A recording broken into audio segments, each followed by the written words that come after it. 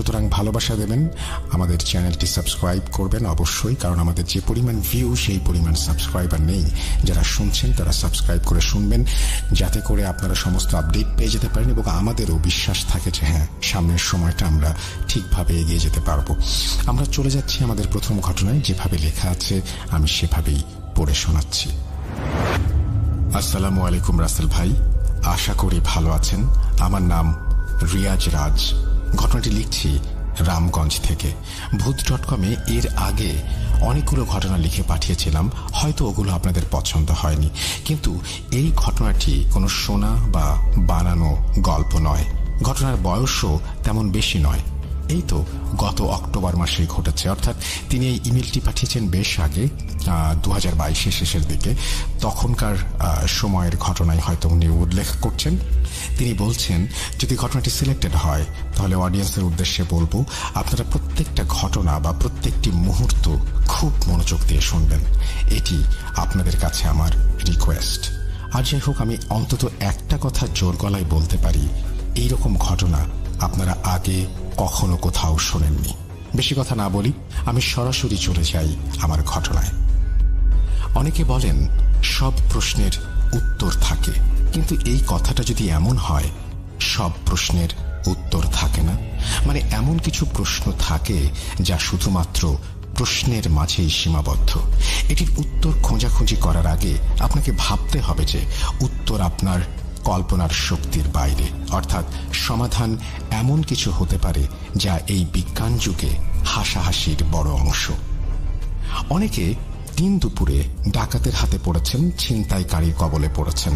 আচ্ছা, আপনি কি ভর দুপুরে কখনো জিনের খপ্পরে পড়েছেন, তাও শত মানুষের ভিড়ে? শুনতে একটু অদ্ভুত লাগতে পারে, কিন্তু এই অদ্ভুত কাণ্ডই ঘটে গেল গত অক্টোবরের 29 তারিখে, তাও আমার সাথেই। চাঁদপুর থেকে শরীয়তপুর ভেতরগঞ্জে যাচ্ছিলাম আমার শ্বশুর বাড়িতে। ভোর 6টায় ঘুম থেকে উঠে আমি 10 ঘাড়িয়া বাজার থেকে রওনা করি। এদিকে হাজীগঞ্জ যেতে যেতে সময় হয়ে যায় সকাল 9টা। হাজীগঞ্জ 3 রাস্তার মোড়ে দাঁড়িয়ে গাড়ির অপেক্ষায় ছিলাম। যারা চাঁদপুর থাকেন তারা হাজীগঞ্জের পশ্চিম পাশের এই মোড়টা এতক্ষণে চিনেছেন। ঠিক সেই মুহূর্তে একজন ভিখারি আমাকে নরম এবং গম্ভীর স্বরে বলল, বাবা, কিছু টাকা দিবি? আমি বৃদ্ধ লোকটার দিকে তাকিয়ে দেখি ওনার চেহারাটা অনেক সুন্দর। মনে মনে আপসেটও হয়েছি, এমন সুন্দর চেহারার একজন লোক পেটের দায়ে রাস্তায় নামল। এরপর আমি মানিব্যাগ বের করে যেই টাকা নেব দেখি খুচরো কোনো টাকা নেই। আমি ওনাকে বললাম, চাচা, আপনার কাছে ভাঙতে হবে?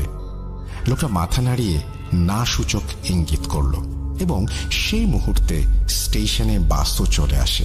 আমি মানিব্যাগ পকেটে নিয়ে বাসে উঠে আসি। ওনাকেও আর কিছু বলিনি, যেহেতু আমার কাছে ভাঙতি টাকা নেই তাই হয়তো উনি বুঝবেন ভেবে ব্যাপারটা আমি তেমন আমলে নেইনি। কিন্তু বিশ্বাস করুন রাসেল ভাই, এরপর আমার সাথে যা হয়েছে তা কোনোদিন আমার সাথেই হবে এইটা আমি কল্পনা করিনি।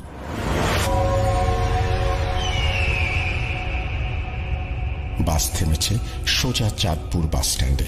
আমি বাস থেকে নেমে একটা সিএনজিতে উঠে চলে গেলাম ব্রিজের ওপারে।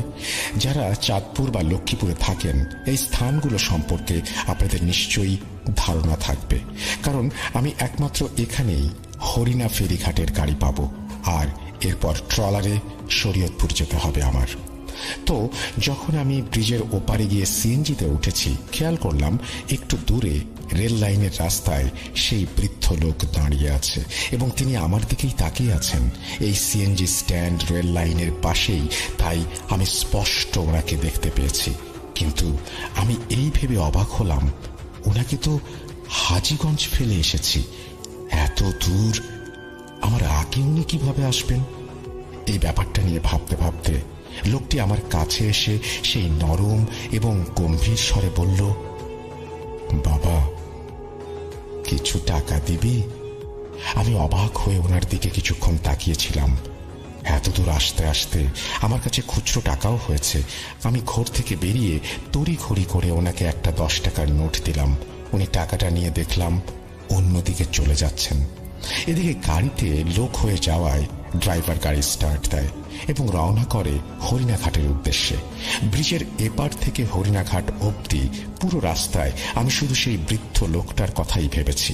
উনি আমার মস্তিষ্কে যেন জড়িয়ে গেছেন। আমার আগে এত দূর উনি কিভাবে এলেন, এই ব্যাপারটা আমি বুঝে উঠতে পারছিলাম না। কিন্তু তখন আমি বুঝিনি সামনে আমার জন্য আরো অনেক বড় বিপদ অপেক্ষা করছে। হরিণাঘাটে নেমে আমি ট্রলার পাইনি।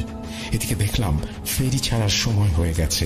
যেহেতু আমাকে আজকে গিয়ে আবার আজকের মধ্যেই ব্যাক করতে হবে, তাই আর সময় ব্যয় না করে আমি সেই ফেরিতেই উঠে গেলাম।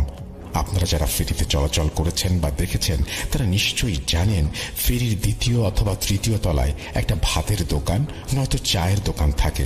যেহেতু 30 থেকে 40 মিনিটের জার্নি, তাই আমি দ্বিতীয় তলায় সেই চায়ের দোকানে বসলাম এবং দোকানিকে বললাম একটা রং চা দেওয়ার জন্য। এদিকে সিগারেট খাওয়ার বদ অভ্যাস থাকায় একটা সিগারেট ধরাই এবং নিজের ফোন বের করে আমার স্ত্রীকে মেসেঞ্জারে মেসেজ দিচ্ছি। চ্যাটিং করার মাঝে দোকানি এসে আমাকে চা নিতে বললেন। আমি ফোনের স্ক্রিন থেকে মাথা তুলে তাকাতেই দেখি আমার সামনের চেয়ারে সেই বৃদ্ধ লোকটা বসে আছেন। ওনাকে দেখেই আমার গা শিউরে উঠল। এইবার আমার হাত এবং পায়ের গোড়ালি কাঁপাকাঁপি শুরু করে। লোকটিকে চোখের সামনে দেখে আমি বিশ্বাস করতে পারছিলাম না, এই বৃদ্ধ লোক কিভাবে আমার আগে এখানে চলে এসেছেন। একবার আমি ভাবছি উনিও হয়তো শরীয়তপুর যাচ্ছেন, তাই বারবার অলৌকিকভাবে আমার সঙ্গে দেখা হয়ে যাচ্ছে। আবার ভাবছি জিন ভূত নয় তো, কিন্তু জিনও যদি হয় তবে এই ভর দুপুরে এইভাবে আমার পিছু নিবে কেন? সত্য মিথ্যা এবং অদ্ভুত সব ভাবনার মাঝে আমি যেন ডুবে যাচ্ছিলাম। তখনই দোকানি আমার ঘোর ভাঙিয়ে বলল, ভাই চাকি খাইবেন না নাকি? হঠাৎ ওনার গলার স্বর শুনে আমি দোকানের দিকে তাকালাম। ফোন পকেটে রেখে চায়ের কাপ হাতে নিতেই দেখি বৃদ্ধ লোকটা এবার আমার দিকে তাকিয়ে আছে। আমার কিছু বলার নেই, কিন্তু কেন যেন ওনার চোখ থেকে আমি চোখ সরাতে পারছিলাম না। তবে এইবারও উনি হাত বাড়িয়ে সেই গম্ভীর এবং নরম সুরে আমাকে বললেন, বাবা কিছু টাকা দিবি? ওনার এই কণ্ঠটি যদি আপনারা কেউ শুনেন তবে আমি নিশ্চিত এই স্বর আপনারা কখনো ভুলতে পারবেন না। যেহেতু পরপর 3 বার শুনেছি আমি, তাই ওনার এই স্বর এবং টাকা চাওয়ার ধরনটি আমার মগজে গজগজ করছিল। আমি কি করব বুঝতে না পেরে চায়ের কাপ টেবিলে রাখি এবং পকেট থেকে মানি ব্যাগ বের করতে গেলে দোকানি এসে সেই ভিখারিকে বলে, এই চাচা, এখানেও ভিক্ষা করা লাগেনি, কাস্টমার না নষ্ট করলে আপনাকে শান্তি লাগে না। আমি খেয়াল করলাম দোকানের এমন কথা শুনেও বৃদ্ধ লোকটা আমার দিকে চেয়ে আছেন এবং ডান হাতটি আমার দিকে বাড়িয়ে দেয়া।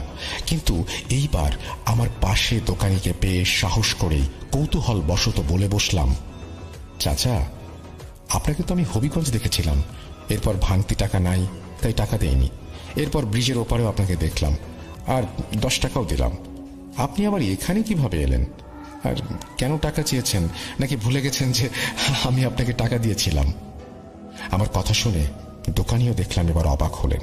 এদিকে বৃদ্ধ লোকটা আমার কথা শুনে এবার হাত নামিয়ে নেন আর বসা থেকে উঠে সোজা দ্বিতীয় তলা থেকে নেমে যেতে লাগলেন। হঠাৎ মনে হলো উনি খুব রেগে গেছেন। আমি তো হতভম্ব হয়ে তাকিয়েছিলাম। এদিকে দোকানিও অবাক হয়ে আমাকে জিজ্ঞাসা করলেন, কি ব্যাপার, এই লোক আপনার পিছু নিচ্ছে নাকি? দোকানের কথা শুনে আমি যেন এবার সাহস পেয়েছি। যদিও এই বৃদ্ধ লোককে আমি ভয় পাচ্ছি নাকি তার কর্মকাণ্ড আমাকে ভয় লাগিয়ে দিচ্ছে আমি বুঝতে পারছি না, কিন্তু আমি ভয় অনুভব করছিলাম তখন। এরপর আমি চা খেতে খেতে দোকানিকে বৃদ্ধ লোকটার ব্যাপারে সবটা বললাম। দোকানি আমার কথা শুনে বললেন, আজকাল ধান্দাবাজ বেড়ে গেছে, এই ব্যাটা আপনাকে ফলো করতেছে মনে হয়, আসেন জিজ্ঞেস করি। খেয়াল করেছি আমার সাথে দোকানিও এই রহস্যের সমাধান খুঁজছেন। দোকানির বয়স তেমন বেশি না, বয়স 26 থেকে 30-এর মতো। এরপর আমি এবং দোকানি দ্বিতীয় তলা থেকে নেমে এলাম নিচে। আমি এর আগেও কয়েকবার ফেরিতে চলাচল করেছি। সবসময় মানুষজন কম হলেও 10-12 জন থাকতো, কিন্তু এইবার শুধু 2টা ছেলেকে দেখলাম। ওদের বাইক আছে, সেই বাইক নিয়েই দাঁড়িয়েছিলেন। আমি এবং দোকানি নিচে এসে খুঁজতে লাগলাম সেই বৃদ্ধ লোককে, কিন্তু আশেপাশে নেই। এদিকে বাইক নিয়ে দাঁড়িয়ে থাকা সেই ছেলেদের জিজ্ঞেস করলে তারা বলল, কই অনেকক্ষণ যাবত তো আমরা দাঁড়ায় আছি এখানে, কোনো বৃদ্ধ লোককে তো দেখি নাই। ছেলে দুটার কথা শুনে দোকানি এবং আমি দুজনেই অবাক হলাম বেশ। এইবার আমার মাঝে জিনজিন ভাবটা চেপে বসে। দোকানি আমাকে বললেন, ভাই, ট্র্যাকে চিপা চাপা আছে মনে হয়, হয়তো লোকটা যখন নেমেছে তখন ভাইরা খেয়াল করেনি। দোকানি আমাকে কথাটা বলতে সেই দুটো ছেলে অবাক হয়ে আমাদের দিকে তাকিয়েছিল। আমিও দোকানির কথায় হ্যাঁ সম্মতি দিয়ে ফেরিতে থাকা ট্রাকগুলোর কিনারা চেক করতে লাগলাম। এদিকে ফেরির নিচের সব অংশ চেক করার পর যখন ওনাকে পাইনি তখন বাথরুমেও গেলাম। দেখলাম ওয়াশরুমের দরজা খোলা, ভেতরে কেউ নেই। আমার সাথে এবার যেন দোকানিও পাগল হয়ে যাচ্ছিল। বেশ কিছু সময় নিচে খুঁজে আমরা ওপরে যাই এবং দ্বিতীয় তলা আর তৃতীয় তলায় ভালোভাবে চেক করি, কিন্তু সেই বৃদ্ধ লোকের দেখা পাইনি। নিরাশ হয়ে দুজনেই ফিরে যাই দ্বিতীয় তলায়, অর্থাৎ দোকানির দোকানে। আমি বারবার দোকানি বলছি কারণ ওনার নামটা আমার জানা হয়নি। দোকানির চেহারা দেখে আমি স্পষ্ট বুঝতে পারি উনি ভয় পাচ্ছেন, কারণ বৃদ্ধ লোকের সাথে দোকানি খারাপ ব্যবহার করেছিলেন। কিন্তু আমি ভয় পাচ্ছি অন্য বিষয়ে। যদি আমি খারাপ ব্যবহার করিনি, কিন্তু এই বৃদ্ধ তো আমার পিছুই নিয়েছিল। কেন এসেছিল আর আমাকেই কেন ফলো করলো, এইটা ভেবেই আমি ভয় পাচ্ছিলাম। ঘটনা এখানে শেষ হয়ে গেলে চলতো, কিন্তু ঘটনার শুরু হয়েছে মাত্র। আমার জীবনের কালো অধ্যায় নেমে এসেছিল সেই দিন থেকেই। আমি দোকানিকে বিদায় দিয়ে ফেরি থেকে নেমে যাই। এরপর ফেরি থেকে সোজা চলে যাই ভেদরগঞ্জ। এই অবধি সবটাই অদ্ভুত হলেও ঠিক ছিল, কিন্তু ভেদরগঞ্জ বাজারে নেমে উপজেলা হয়ে যখন আমি এগোচ্ছিলাম তখন রাস্তার পাশে, অর্থাৎ আমার বাম পাশে, সেই বৃদ্ধ লোকটিকে আমি দেখতে পাই। হাত দুইটা হাঁটুর মাঝে রেখে উনি বসে আছেন। হঠাৎ ওনাকে দেখে আমার বুকের বাম পাশটা কেমন যেন চিনচিন করে উঠল। দিনে দুপুরে এত শত লোকের মাঝেও আমি ভয়ে থরথর করে কাঁপছিলাম, কিন্তু এখন তো আশেপাশে পরিচিত লোকজন নেই। মনে মনে ভাবছিলাম দোকানির সাথে থাকলে এখন ওনাকে ধরতে পারতাম। এইভাবে আজগুবি কিছু ভাবনার মাঝে বৃদ্ধ লোকটা বসা থেকে উঠে যায় এবং আমাকে এড়িয়ে আমি যেদিক থেকে এসেছিলাম সেদিকে চলে যাচ্ছেন। কিন্তু এইবার অনেকটা পার্থক্য ছিল। গত 3 বার ওনাকে খুব কষ্ট করে হাঁটতে দেখেছি, মানে একজন বয়স্ক মানুষ হাঁটুর ব্যথা নিয়ে যেভাবে গুঁজে গুঁজে চলে ওভাবে দেখেছিলাম। এইবার ঠিক উল্টো, একজন যুবক যেভাবে হুট করে বসা থেকে উঠে দাঁড়ায় উনি ঠিক সেইভাবে দাঁড়িয়েছেন, এবং একজন যুবক যেভাবে হেঁটে যাবে তাও অনেক দ্রুত তিনিও ওইভাবে হেঁটে যাচ্ছেন। যাওয়ার সময় ওনার ময়লা মিশ্রিত সেই পাঞ্জাবির একটা আলাদা ঘ্রাণ আমার নাকে এসে লাগে। সেই মুহূর্তটায় আমার কি হয়েছিল আমি বুঝে উঠতে পারছিলাম না। বোকার মতো ওনার দিকে তাকিয়েছিলাম এবং উনি হাঁটতে হাঁটতে কখনো লোকজনের ভেতরে হারিয়ে যান, আমি খেয়াল করতে পারিনি। এই ব্যাপারটা নিয়ে ভাবতে ভাবতে আমি যখন শ্বশুর বাড়ি যাই তখন আমার সম্পূর্ণ ভাবনা জুড়ে এই বৃদ্ধ লোকটা ছিল। বারবার কানে ভেসে এসেছিল সেই শব্দটা, বাবা কিছু টাকা দিবি। কোনোভাবে সেদিন শ্বশুর বাড়িতে যে কাজে গিয়েছিলাম তা শেষ করে আবার বিকেলেই রওনা করেছি আমি, এবং ভেদরগঞ্জ ছেড়ে ফেরিতে উঠতে উঠতে সন্ধ্যা হয়ে গিয়েছিল। আমার স্পষ্ট খেয়াল আছে আমি যখন ফেরিতে উঠেছি তখন 5:55 বা 6টা বাজে। সময় একটু এদিক সেদিক হবে। অন্যদিকে যেহেতু 30-40 মিনিটের জার্নি হবে ফেরিতে, তাই স্বাভাবিকভাবেই ওপাশে নামার পর 6:37 বেজেছিল। আমি হরিণাঘাটে নামতেই আমার সিমে একটা কল আসে। কলটা রিসিভ করতেই আমার ছোট ভাই ভয় এবং কান্না মিশ্রিত স্বরে বলে ওঠে, ভাইয়া তুই গত 4 দিন ফোন অফ করে রেখেছিস কেন? জানিস আমরা কত চিন্তা করেছি, বাসায় আসবি কখন? ছোট ভাইয়ের এমন কথা শুনে আমার মাথায় আকাশ ভেঙে পড়ল। আমি আজ এই সকালে আমার ছোট ভাই রাসেলকে বিদায় দিয়ে এসেছি, আর সে এখন কল করে বলে 4 দিন আমি ফোন অফ করে রেখেছি। চিন্তার মাঝে আরো একটা চিন্তা ঢুকে যায় মাথায়। এবার আমি প্রচুর ভয় পাই। কি যেন মনে করে আমি ফোনের ডেটা চালু করলাম। তৎক্ষণাৎ আমার মেসেঞ্জারে অনেকগুলো মেসেজ আসে। আমার স্ত্রী নিজেই মেসেজ করেছে অনেকগুলো, এবং সেই মেসেজগুলো এমন ছিল আমি নাকি 4 দিন ধরে নিখোঁজ। যার বাসা থেকে আমি এইমাত্র আসলাম, এখনো 4 ঘন্টা হয়নি, সে মেসেজ দিচ্ছে আমি 4 দিন নিখোঁজ ছিলাম। সময়টা যেন আমাকে পাগল বানিয়ে দিচ্ছিল। আমি একটু মাথা খাটিয়ে মেসেজের তারিখ চেক করলাম। তখনও আমার মাথা খাটিয়ে কিছু করার মতো অবস্থা ছিল না। তবুও আমি তারিখ চেক করে দেখি আজ দুপুরে আমি আমার স্ত্রীকে যে মেসেজ করেছি তা অক্টোবর 29 তারিখের মেসেজ। এরপর যখন ফোনের শর্ট ক্যালেন্ডারে তাকাই আমি দেখি আজ নভেম্বরের 3 তারিখ। মাথায় আকাশ ভেঙে পড়ার অবস্থা। কিভাবে 4 দিন কেটে গেল, তাও 4 ঘন্টার মধ্যেই। একবার ভাবছি আমার ক্যালেন্ডারের সমস্যা, আবার ভাবছি ছোট ভাই কেন কল দিয়ে বলল আমি 4 দিন যাবৎ নিখোঁজ। আমার ভাবনায় আসে সবকিছু আমি স্বপ্নে দেখছি না তো। এত ভাবনার মাঝে ফোন কল আসে আমার। দেখি আমার স্ত্রী কল করেছে। আমি ফোন রিসিভ করতেই ওপাশ থেকে সে প্রচন্ড রাগ, অভিমান এবং মায়া মিশ্রিত কণ্ঠে বলে, শয়তান, স্বার্থপর, গত 4 দিন কোথায় হারিয়ে গিয়েছেন? আমরা পাগলের মতো খুঁজছিলাম আপনাকে। আপনার আব্বু থানায়ও গিয়েছেন। আপনার ফোন অফ ছিল। একটা কল দিয়েও তো বলতে পারতেন কোনো কাজ ছিলেন। এখান থেকে তো ভালোভাবে বিদায় দিয়েছিলেন। বাড়ি গিয়ে কল দেওয়ার কথা ছিল, অথচ আপনি গত 4 দিন পুরো নিখোঁজ হয়ে আছেন। কোথায় ছিলেন এই 4 দিন আপনি? বউয়ের কথা শুনে যেন আমার পায়ের নিচ থেকে মাটি সরে গেল। ভুলভাল কি আমি শুনছি, নাকি ভুলভাল বলছে আমি বুঝে উঠতে পারছি না। কেন এমন ঘোরের মাঝে হারিয়ে যাচ্ছি বারবার? আতঙ্ক এবং হতাশার মাঝে আমি আমার স্ত্রীকে বললাম, কিছু না, আমি তোমাকে সব জানাবো, আগে সব ক্লিয়ার করি। কথাটা বলে আমি ফোন কেটে দিয়েছি। হরিণাঘাট থেকে যখন আমি সিএনজিতে করে ব্রিজের এপারে এলাম, পুরো রাস্তায় শুধু এই ঘটনাগুলো আমার মাথায় ঘুরপাক খাচ্ছিল। কে সেই বৃদ্ধ লোক? হুট করে কেন আমার জীবনে এলেন তিনি? ফেরি থেকে কিভাবে উনি গায়েব হয়ে গেলেন? মাঝ নদীতে যদি এইভাবে যাবেনও, কোথায় হারিয়ে গেলেন? কোথায়? সবচেয়ে বেশি ভয় লেগেছে এই কারণে যে ফেরি পার হতে হতে যেখানে আমার 40 মিনিট লেগেছে সেখানে 4 দিন কিভাবে কেটে গেল। এমন একটা প্রশ্নের সম্মুখীন হয়ে গেলাম আমি, যার উত্তর খোঁজা মুশকিল হয়ে যাচ্ছে। উত্তরই বা খুঁজব কি করে আমি? এই প্রশ্নের কোনো উত্তর মেলে না। সেদিন পুরো রাস্তায় আমি এই ব্যাপারটা নিয়ে ভাবতে ভাবতে অবশেষে বাড়ি এলাম। সবাই কল দিচ্ছিল আমাকে এবং রিসিভ করলে একটা কথাই শুনতে হচ্ছিল, এই 4 দিন কোথায় ছিলেন? বাড়িতে এসে কাউকে কিছু না বলে আমি সোজা গোসল করতে চলে যাই। বলে রাখি, আমাদের বাড়ির পুরুষেরা যে পুকুরে গোসল করে সেটি মসজিদের সামনে, এবং এই মসজিদ আমাদের বাড়ির গেটের সামনেই। পুকুরে নেমে গোসল সেরে আমি যখন কাপড় বদলাচ্ছিলাম সেই মুহূর্তে আমার নাকে ওই ঘ্রাণটা এসে লাগে।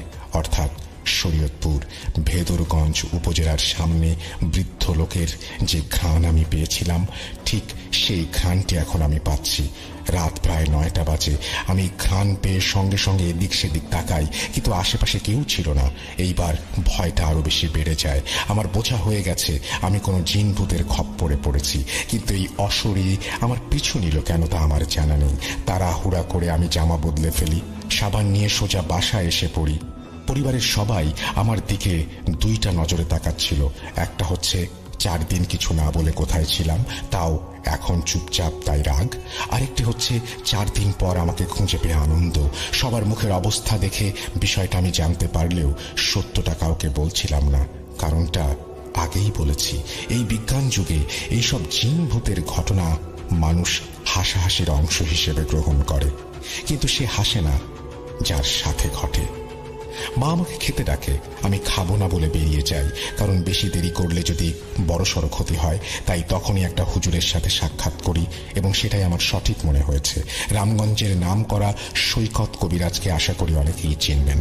ওনার বাড়ি হাপানিয়া গ্রামে, যা আমাদের বাড়ি থেকে হেঁটে গেলে 15 মিনিটের রাস্তা।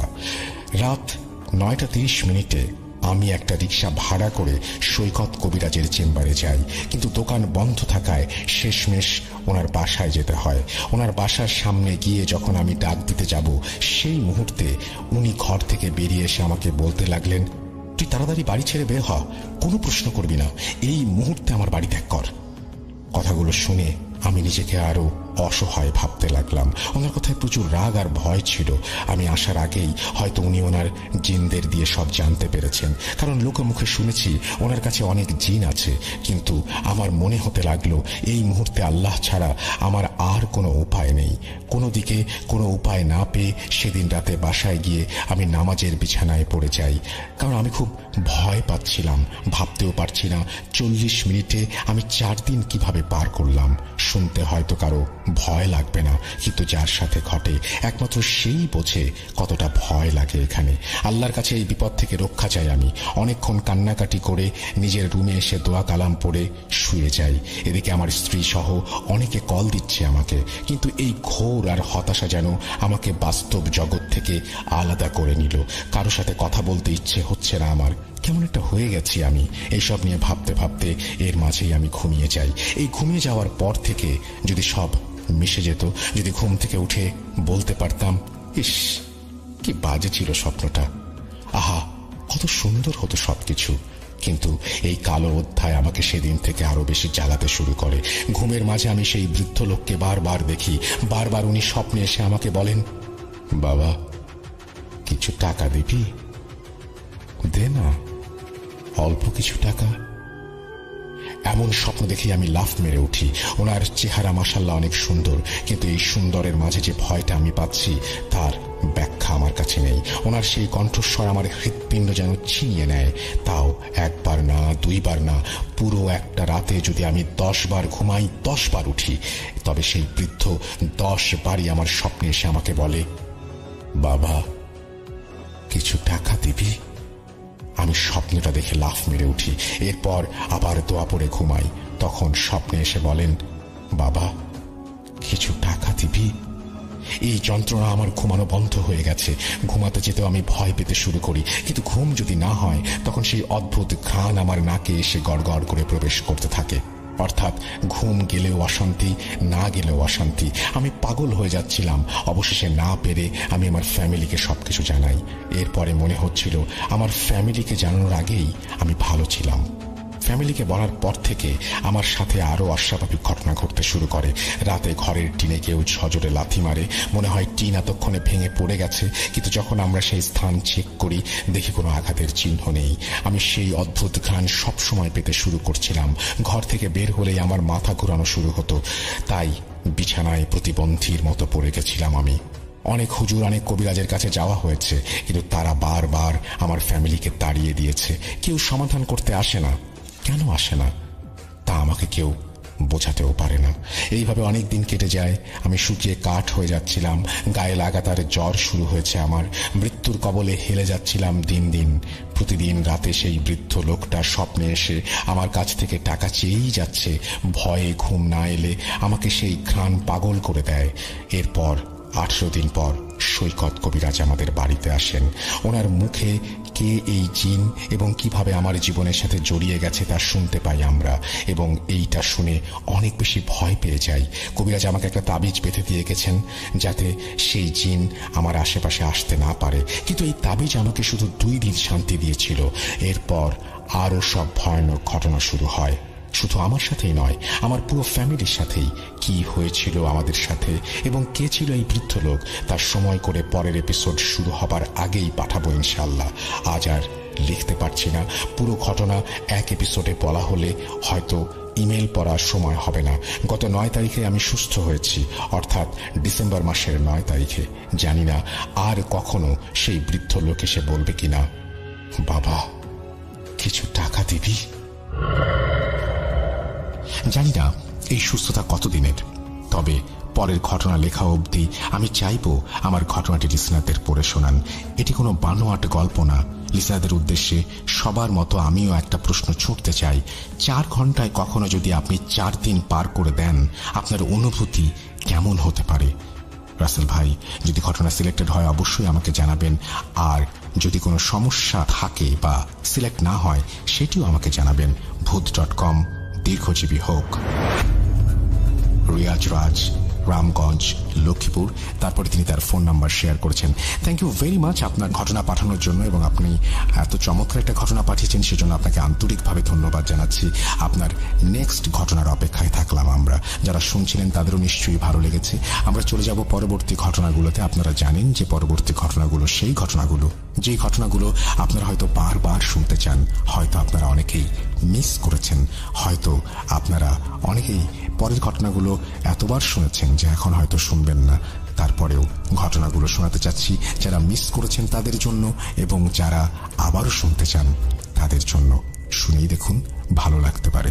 আর যদি শুনতে ইচ্ছে না করে তাহলে একেবারেই সময় নষ্ট করার কোনো প্রয়োজন নেই। চলুন আমরা পরের ঘটনাগুলোতে যাই। আমি আপনাদের কাছ থেকে তার আগে বিদায় নিয়ে নিচ্ছি। ভালো থাকবেন আপনারা সবাই।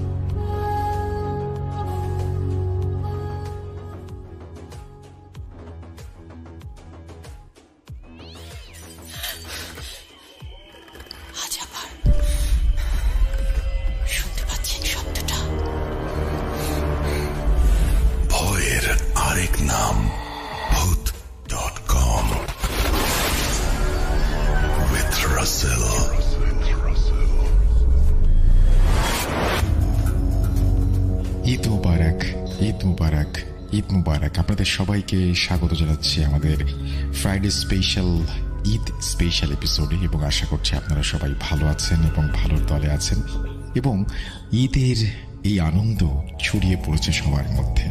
এবং ঈদের প্রথম দিনের ব্যস্ততা, দ্বিতীয় দিনের ব্যস্ততা, তৃতীয় দিনের ব্যস্ততা, এই সব ব্যস্ততার মাঝেও আপনারা যে ভূত.com-এর জন্য আলাদা সময় বের করেছেন সেই জন্য আপনাদেরকে আন্তরিকভাবে ধন্যবাদ জানাই, এবং আশা করছি যে আপনারা এভাবেই আমাদের সঙ্গে থাকবেন এবং আমাদেরকে উৎসাহ দিয়ে যাবেন। এবং আমরা আশা করব যে ঈদের যে আনন্দ, সেই আনন্দ থাকুক আপনার জীবনে প্রতিদিন, এবং আপনজনের সান্নিধ্যে যেভাবে আমরা ঈদ কাটাই, ঈদের পরেও বছরের বাকি সময়গুলো যেন সেরকম আনন্দে কাটে সবার সাথে। এই আনন্দ উৎসব যেন শেষ না হয়। আর আপনারা বিভিন্ন জায়গায় বেড়াতে গিয়েছেন, আলোচনা হচ্ছে, অনেক কিছু হচ্ছে। প্রতিবার ঈদেই বলি যে এই সময় গল্প ঘুরতে ঘুরতে ঘুরতে ঘুরতে কোনো একটা সময় যেন ভয়ের প্রসঙ্গ চলে আসে, এবং ভয়ের প্রসঙ্গ যখন চলে আসবে তখন আপনি জেনেই নিতে পারবেন যে হয়তো বুঝেও ফেলবেন যে আপনার আশেপাশে এরকম মানুষ রয়েছেন যার জীবনে চমৎকার কোনো ভয়ের ঘটনা হয়তো আছে। সেই ঘটনাগুলো তুলে নিয়ে আসাই আমাদের কাজ, সেই ঘটনাগুলো মানুষের কাছে পৌঁছে দেয়াই আমাদের দায়িত্ব। আমরা বলবো যে আপনারা ঘটনা পাঠান russell.booth.com@gmail.com এই অ্যাড্রেসে, এবং আমরা প্রতিটা স্পেশাল এপিসোড, আমরা প্রতিদিনই আসলে স্পেশাল এপিসোড করতে চাই। ঈদ বা হ্যালোউইন বা বিশেষ কোনো দিন, booth.com-এর জন্মদিন, এই সমস্ত আলাদা কোনো দিন উপলক্ষ ভেবে না। আমরা চাই প্রত্যেকটা দিনই আপনি আসুন এবং ঘটনা শেয়ার করুন আমাদের সাথে, এবং প্রত্যেকটি ঘটনা হোক স্পেশাল। স্বাধীন মিউজিক অ্যাপের পক্ষ থেকে আপনাদের সবাইকে জানাচ্ছি ধন্যবাদ আমাদের সঙ্গে থাকার জন্য। booth.com-এর পক্ষ থেকে আপনাদের জন্য প্রাণ ভরা ভালোবাসা। আমরা চলে যাব আমাদের প্রথম ঘটনায়, এবং প্রথম ঘটনাটি একটি ইমেল, যেভাবে লেখা আছে আমি সেভাবেই শুরু করছি। আসসালামু আলাইকুম ভাই, আমি তাহমিন চৌধুরী সিলেট থেকে লিখছি। আজ আমি প্রথম ঘটনা লিখছি booth.com-এ। আমার পক্ষে স্টুডিওতে এসে ঘটনা বলা সম্ভব নয়, কারণ আমি ক্লাস 10-এ পড়ি। ঘটনাটি হচ্ছে 2013 সালের আমার ছোট বোনের সাথে ঘটে যাওয়া একটি ঘটনা। আমার পরিবার অনেক বড়, প্রতিদিন সন্ধ্যায় গল্পগুজব করা ছিল আমাদের দৈনন্দিন অভ্যাস। আমাদের পরিবারে দাদি, মা, বাবা ও চাচারা মিলে মোট 11 জন বসবাস করি। আমার মোট 5 জন চাচা। আমাদের কাপড়ের ব্যবসা আছে। আমাদের গ্রামের অনেক বয়স্ক লোকদের কাছে শোনা যায় আমাদের বাড়িতে অনেক পুরনো মাজার রয়েছে। তাছাড়া অনেক বয়স্ক লোকেরা বলতো সেখানে নাকি ব্রিটিশ আমলে অনেক মানুষকে বিভিন্ন ধরনের অত্যাচার করে হত্যা করা হতো। ছোটবেলা থেকেই গল্পগুলো শুনলে অনেক ভয় করত, এখনো মাঝে মধ্যে ভয় কাজ করে। তো প্রতিদিনের মতো সন্ধ্যায় আমরা সবাই গল্প করছিলাম। সেই সময় আমার মেজো চাচা দোকান থেকে বাড়ি ফেরেন। আমরা সবাই লক্ষ্য করলাম যে ওনার কান থেকে টপ টপ করে রক্ত পড়ছে। ওনাকে সবাই জিজ্ঞাসা করলো, উনি কোনো উত্তর দিলেন না, হাসতে লাগলেন। আমরা সবাই মনে করলাম হয়তোবা সাইকেল চালিয়ে আসার সময় আমাদের বাড়ির রাস্তায় পড়ে গিয়েছিলেন। এখানে আগে বলে রাখা ভালো, আমার বাবা, মেজো চাচা, সেজু চাচা মানসিক ভারসাম্যহীন বা মানসিক রোগী। আমার দাদা মারা যাওয়ার পর থেকে তারা 3 ভাই অর্থাৎ আমার চাচারা ও বাবা মানসিক ভারসাম্য হারিয়ে ফেলেন হঠাৎ করে। তো আমার মেজো চাচা আমার ছোট বোনকে খুব আদর করতেন। সেদিন দোকান থেকে এসে তার কানের রক্ত পরিষ্কার করে গোসলে যাওয়ার জন্য তৈরি হচ্ছিলেন। সে সময় তিনি আমার বোনকে ডাক দিয়ে বললেন, আম্মু, আমার লুঙ্গি দিয়ে যা আমার রুমে। আমার বোন ছিল খুবই চঞ্চল। সে দৌড়ে এসে লুঙ্গি নিয়ে যায় তার রুমে দেবার জন্য। আমাদের পুরনো জমিদার বাড়ি হওয়ায় বেশ বড় ছিল। সেই লুঙ্গি নিয়ে চাচা রুমে আসে, কিন্তু চাচাকে তার রুমে এসে খুঁজে পায় না। রুমের লাইট অফ থাকায় বেশ অন্ধকার ছিল। শুধুমাত্র পাশের রুমের আলোয় চাচার রুমের সবকিছু দেখা গেল। সে চাচাকে তার রুমে না পেয়ে বেশ ভয় পেল। সে রুম থেকে চলে যাবে, এই সময় হঠাৎ তার মনে হলো কেউ যেন তাকে শিলা বলে ডাকছে। সে মা বলে চিৎকার দেবে, ঠিক এই সময় লম্বা এলোমেলো চুল ও লেজওয়ালা একটা জিনিস তার হাত চেপে ধরল। সে মনে মনে কালেমা পড়া শুরু করলো। ঠিক এই সময় সেই লেজওয়ালা জিনিসটা তার লোমওয়ালা লম্বা হাত দিয়ে আমার বোনকে তার কাঁধে তুলে নিল। ঠিক এই সময় আমার মেজো চাচা গোসল থেকে বের হয়ে গান গেয়ে গেয়ে তার রুমে ঢুকছিলেন। হঠাৎ আমার বোন চাচার গান গাওয়া শুনতে পেয়ে জোরে চিৎকার দেয়। ঠিক তখনই ভয়ঙ্কর ওই জিনিসটা আমার বোনকে নিয়ে রুমের মেইন দরজার ছিটকিনি খুলে ফেলে। আমার বোনের চিৎকার ততক্ষণে সবাই শুনে ফেলে। আমার ছোট চাচা, মেজো চাচা আর আমার মা দৌড়ে আসেন রুমে। আমার বোন সেই বয়সেও ভীষণ চালাক ছিল। কালেমা পড়ার সাথে সাথে ওই অবয়বটা চলে যায় রুম থেকে দরজা খুলে। যাওয়ার সময় আমার বোনকে বিছানায় জোর করে ধাক্কা মেরে বসিয়ে যায়। আমার বোন আল্লাহর নাম নিয়ে পশ্চিম দিকে সিজদা দিয়ে অন্ধকারের রুমে বসে থাকে, জোরে কান্না করতে থাকে। আর মা ও চাচারা রুমে এসে লাইট জ্বালিয়ে দেখে আমার বোন সিজদারত অবস্থায় কান্না করছে। চাচাদের দেখে আমার বোন কান্না থামায় এবং কিছুটা শান্ত হয়। আমার চাচার রুমের মেইন দরজা খোলা পাওয়া যায়। এই দরজা আমার 3 বছরের বোনের জন্য খোলা অসম্ভব। তো আমার দাদি এই কথাগুলো শুনে আমার বোনকে জমজমের পানি খাওয়ান। আমার দাদি খুব পরহেজগার একজন মানুষ। এরপর প্রায় 2 বছর কোনো সমস্যা হয়নি, কিন্তু 2 বছর পরে আমার বোন বিভিন্ন সমস্যায় ভুগতে থাকে। আরবি পড়তে বসলে শুধু চোখ বড় বড় করে তাকিয়ে থাকতো সবার দিকে। প্রায় সময়ই অকারণে ভয় পেত। একদিন আমাদের কাজের বুয়া একজন ভালো হুজুরের কথা বলেন আমাদের। আমরাও দেরি না করে হুজুরের কাছে যাই এই বিপদ থেকে মুক্তি পাওয়ার জন্য। ওনার কাছে যাওয়ার পরে তিনি আমার বোনকে 2টি তাবিজ এবং কয়েকটি আয়াতের কথা বলেন এবং বলেন এই আয়াতগুলো পড়ে আমার বোনের শরীরে সবসময় ফু দিয়ে দিতে। আস্তে আস্তে সবকিছু স্বাভাবিক হতে লাগলো। একদিন রাতে আমি ঘুমানোর সময় বিছানায় বসে বই পড়ছিলাম। ঠিক সেই সময় দেখি আমার বোন হিংস্রভাবে আমার দিকে তাকিয়ে আছে। আমি ভাবলাম হয়তো এমনিতেই মজা করে তাকে একটি ঝাড়ি মারলাম, সেও চলে গেল। আমিও দেরি না করে ঘুমিয়ে পড়লাম। হঠাৎ মাঝরাতে আমার ঘুম ভাঙলো। আমি দেখি কাত হয়ে শুয়ে আছি। পাশ পরিবর্তন করার জন্য আমি ডান দিকে ফিরলাম। সেই মুহূর্তের কথা আমার আজও মনে পড়ে। আমি চাই না এই দৃশ্য যাতে আর দেখি। দেখলাম আমার পাশে 100-রও ওপরের বেশি বয়স হবে এমন একজন বৃদ্ধা শুয়ে আছে। সেই ভয়ঙ্কর চেহারাটা দেখে আমি আর নিজেকে ধরে রাখতে পারলাম না। শরীরের যত শক্তি আছে সব শক্তি দিয়ে চিৎকার দিলাম। তারপরে আর কিছু মনে নেই। সকালে নিজেকে সেই হুজুরের বাড়িতে আবিষ্কার করলাম। হুজুর বললেন, আর কোনো ভয় নেই বাবু, আজকে রাত তোমাদের বাড়িটা বন্ধ করে দেব, যাতে করে কোনো ধরনের সমস্যা তোমাদের না হয়। উনি আমাকে বললেন, রাত্রে যাকে আমি বিছানায় দেখেছি এটি একটি খারাপ জিন। আমার বোনের কোনো ক্ষতি করতে পারেনি, তাই আমার ক্ষতি করতে চেয়েছিল। হুজুর আমার আম্মুকে বললেন, আপনারা বাড়ি চলে যান, আমি কিছু প্রস্তুতি নিয়ে আসছি। আর অবশ্যই 4টি পেরেক ও 7 পুকুরের পানি প্রস্তুত রাখবেন। এশার নামাজ পড়ে তিনি আমাদের বাড়িতে আসেন আরও 3 জন হুজুরকে নিয়ে। হুজুর কিছু সূরা পড়লেন ও 4টি পেরেক বাড়ির 4 কোণে মারলেন। আর বাকি 3 জন হুজুর আজান দিলেন। সেই সময় মনে হচ্ছিল যে আমাদের বাড়ির ওপর দিয়ে কাল বৈশাখী বয়ে যাচ্ছে। হুজুর বললেন, আমাদের বাড়িতে নাকি বহু পুরাতন মাজার আছে, কিন্তু তা কোনোদিন চিহ্নিত করা যাবে না। আলহামদুলিল্লাহ, এরপর থেকে আমাদের আর কোনো সমস্যা হয়নি। কিন্তু আমার বাবা ও 2 জন চাচা আজও মানসিক ভারসাম্যহীন। আমার কাছে আমার বাড়ির এরকম আরো অনেক ভয়াবহ গল্প আছে, ইনশাল্লাহ লিখে পাঠাবো। ঘটনাটি ভালো লাগলে ভূত.com শেয়ার করবেন। শেয়ার করে ফেললাম। Thank you very much for your story, এবং আশা করছি আপনাদেরও এই ঘটনাটি ভালো লেগেছে। যদি ভালো লাগে অবশ্যই আমাদেরকে জানাবেন।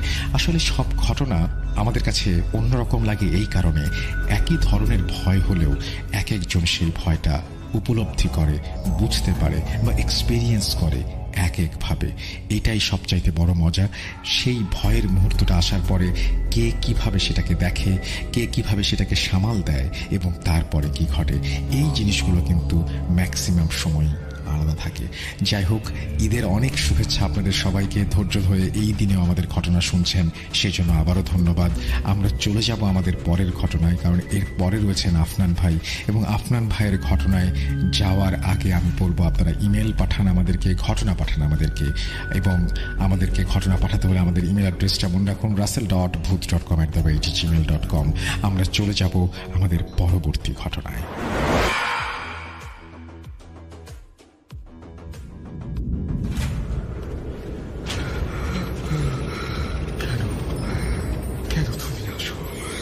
আমি শুধু তোমার সাথেই থাকতে চাই।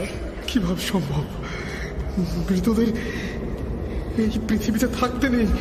তুমি তুমি চলে যাও, চলে যাও, প্লিজ চলে যাও। সবটাই কি ইলুশন, নাকি অন্য জগতের কেউ কখনো হাজির হয়ে যায় চোখের পলকে? ভূত.com with Russell।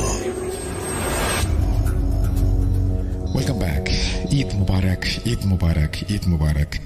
আর ভূত.com মানেই আপনারা সবাই জানেন যে একদম ভয়ের রাজ্যে হারিয়ে যাওয়া, এবং ঈদ স্পেশাল যখন, তখন সেই ভয়ের মাত্রা বেড়ে যায় আরো অনেক বেশি। আসেন কিছু স্পেশাল মানুষ ভূত.com-এ তাদের ঘটনা নিয়ে। এই মুহূর্তে আমাদের সঙ্গে উপস্থিত হয়েছেন আফনান ভাই, এবং আফনান ভাই তার একটা ঘটনা শোনাবেন। ঈদ উপলক্ষে তার পাঠানো ঘটনাটিতে আমরা এখন চলে যাব। আশা করছি এই ঘটনাটি আপনাদের অনেক ভালো লাগবে। চলুন দেরি না করে আফনান ভাইয়ের ঘটনায় যাওয়া যাক।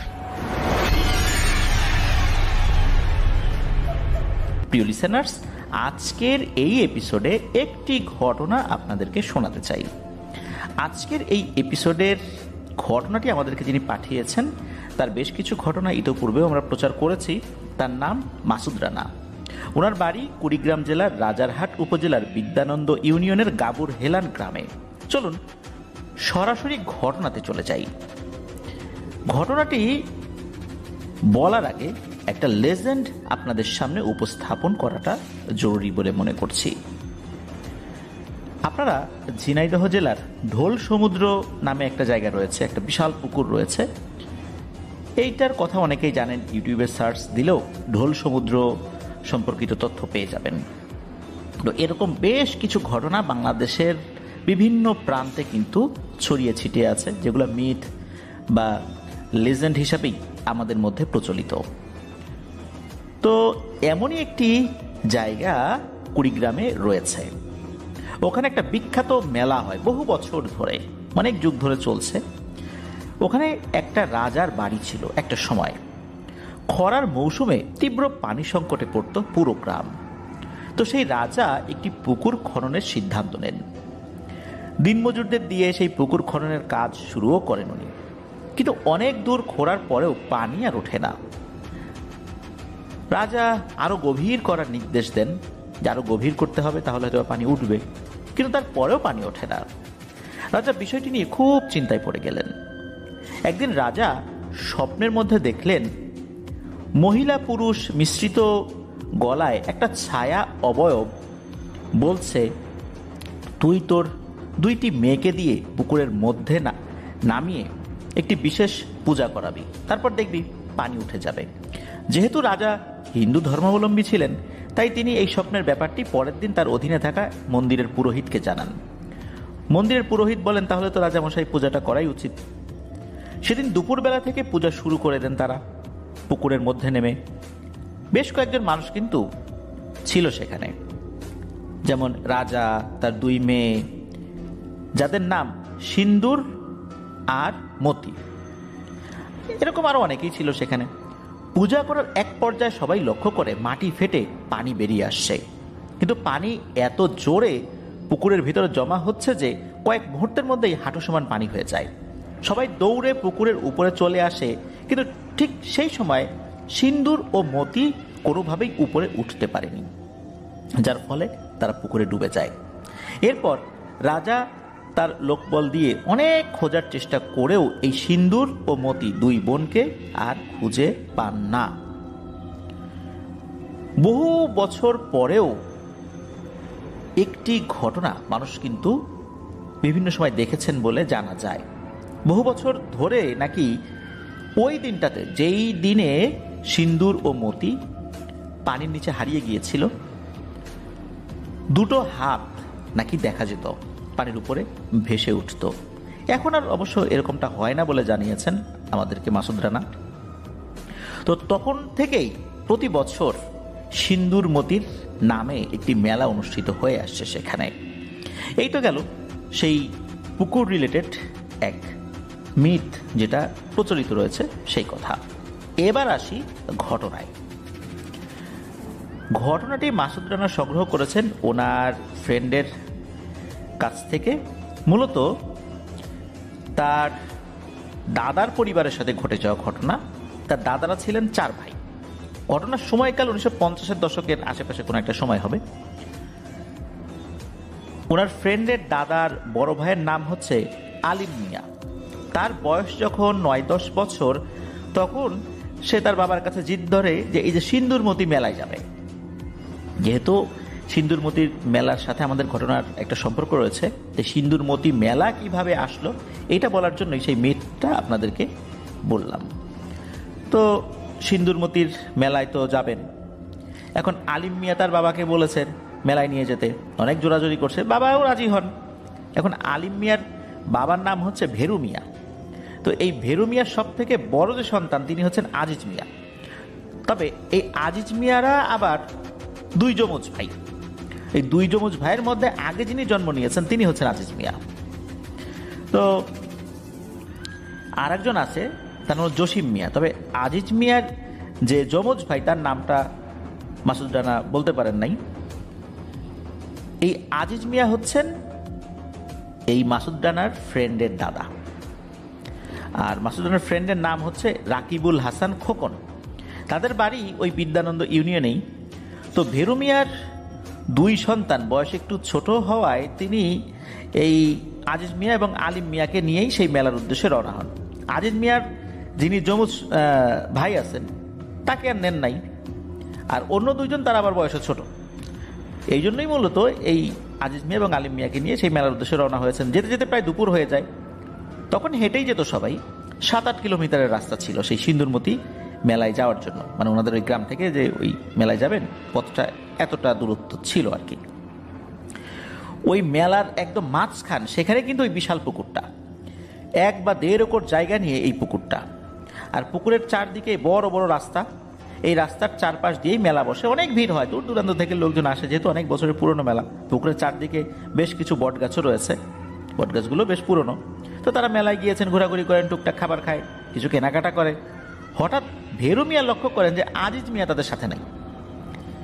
ভেরু মিয়া ভাবে হায় হায়, বাচ্চা কই গেল, এত ভিড়ে এই বাচ্চা খুঁজবো কিভাবে।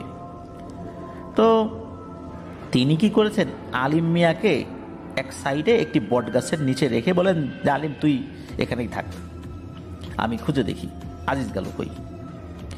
কিছুক্ষণ পর তার বাবা আজিজ মিয়াকে খুঁজেও পান। তিনি আজিজ মিয়াকে নিয়ে সেই বট গাছের কাছে আসেন, কিন্তু এখন দেখা যায় আলিম মিয়া নেই। ওখানে চতুর্দিকে 4 থেকে 5টি বট গাছ ছিল, কিন্তু পুকুরের কোনায় কোনায় একটি করে।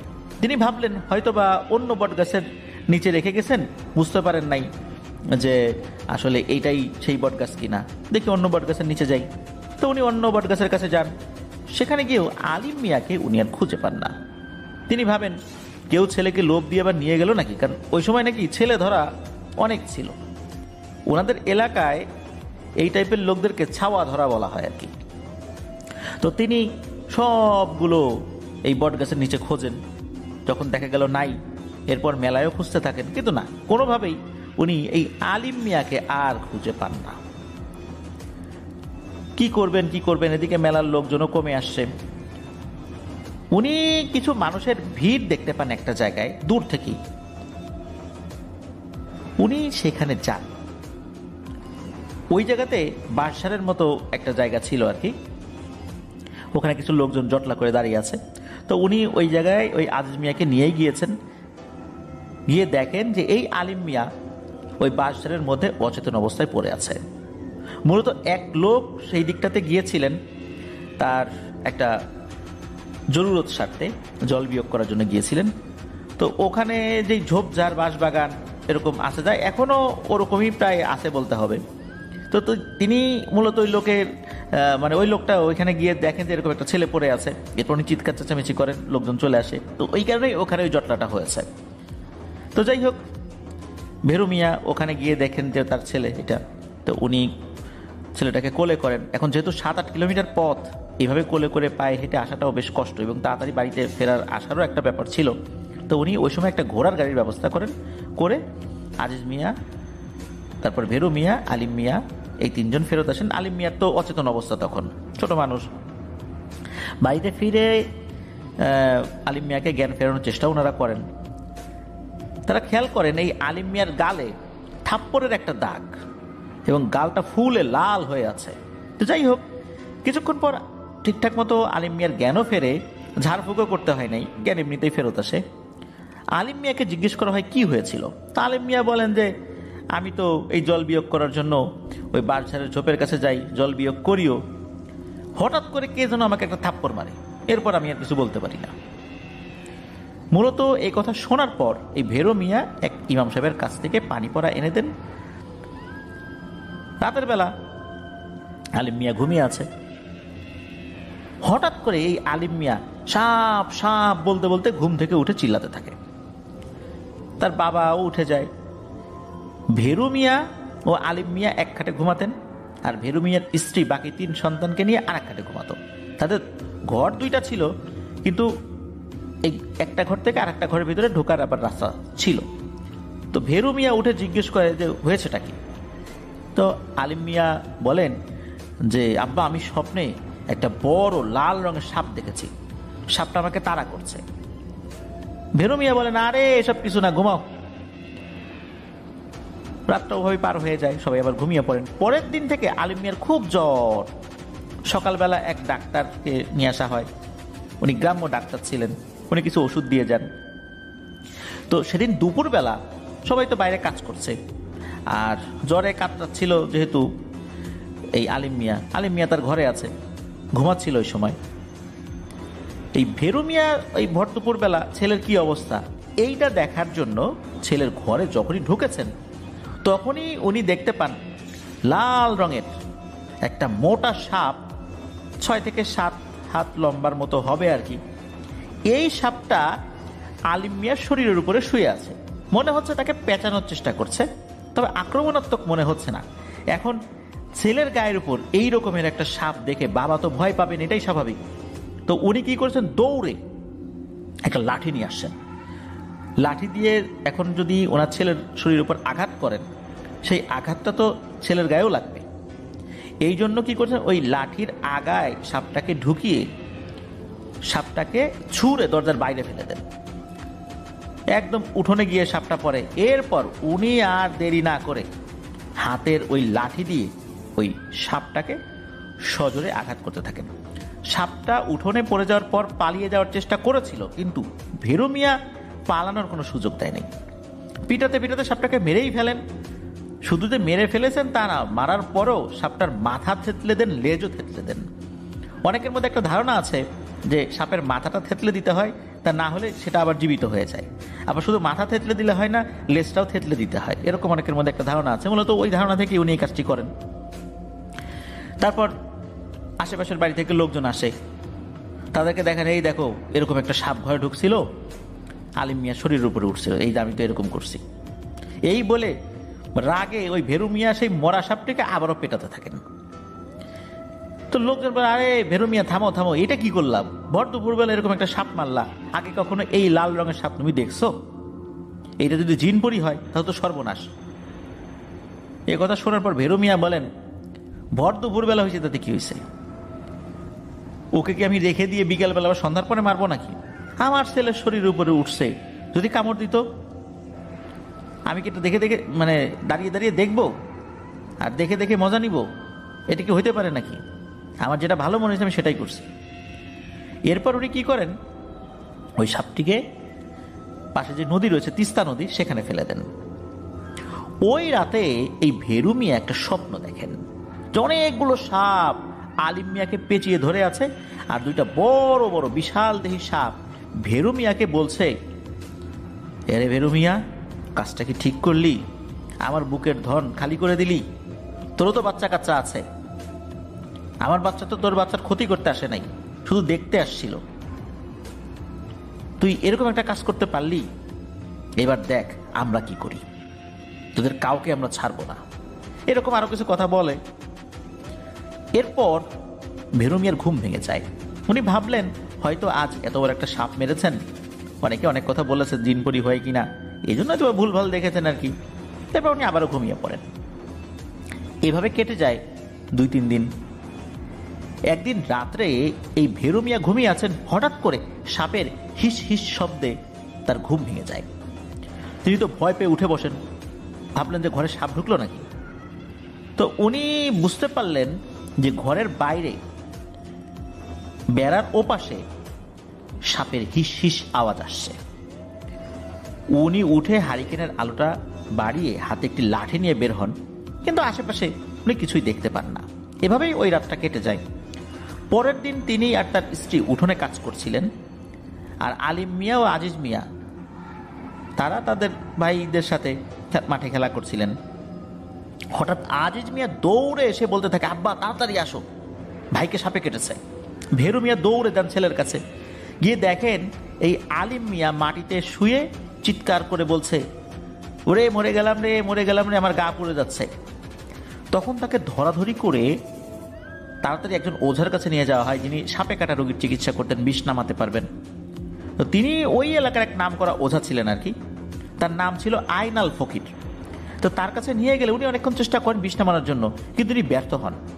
তিনি বলেন, আমার জীবনে এমন রোগী দেখি নাই, আমি তো সাপের বিষ অনায়াসে নামাতে পারি, সেই বিদ্যা আমার জানা আছে, কিন্তু একে তো কোনোভাবেই আমি ঠিক করতে পারছি না। তখন ওই আইনাল ফকির ওই যে আজিজ মিয়া তাকে জিজ্ঞেস করেন যে, এরা আসলে কি সাপে কাটছে, তুই দেখছিস? আলিম মিয়া তো ওই সময় ব্যথায় কান্না করছিল, খুব অস্থির অবস্থা তার।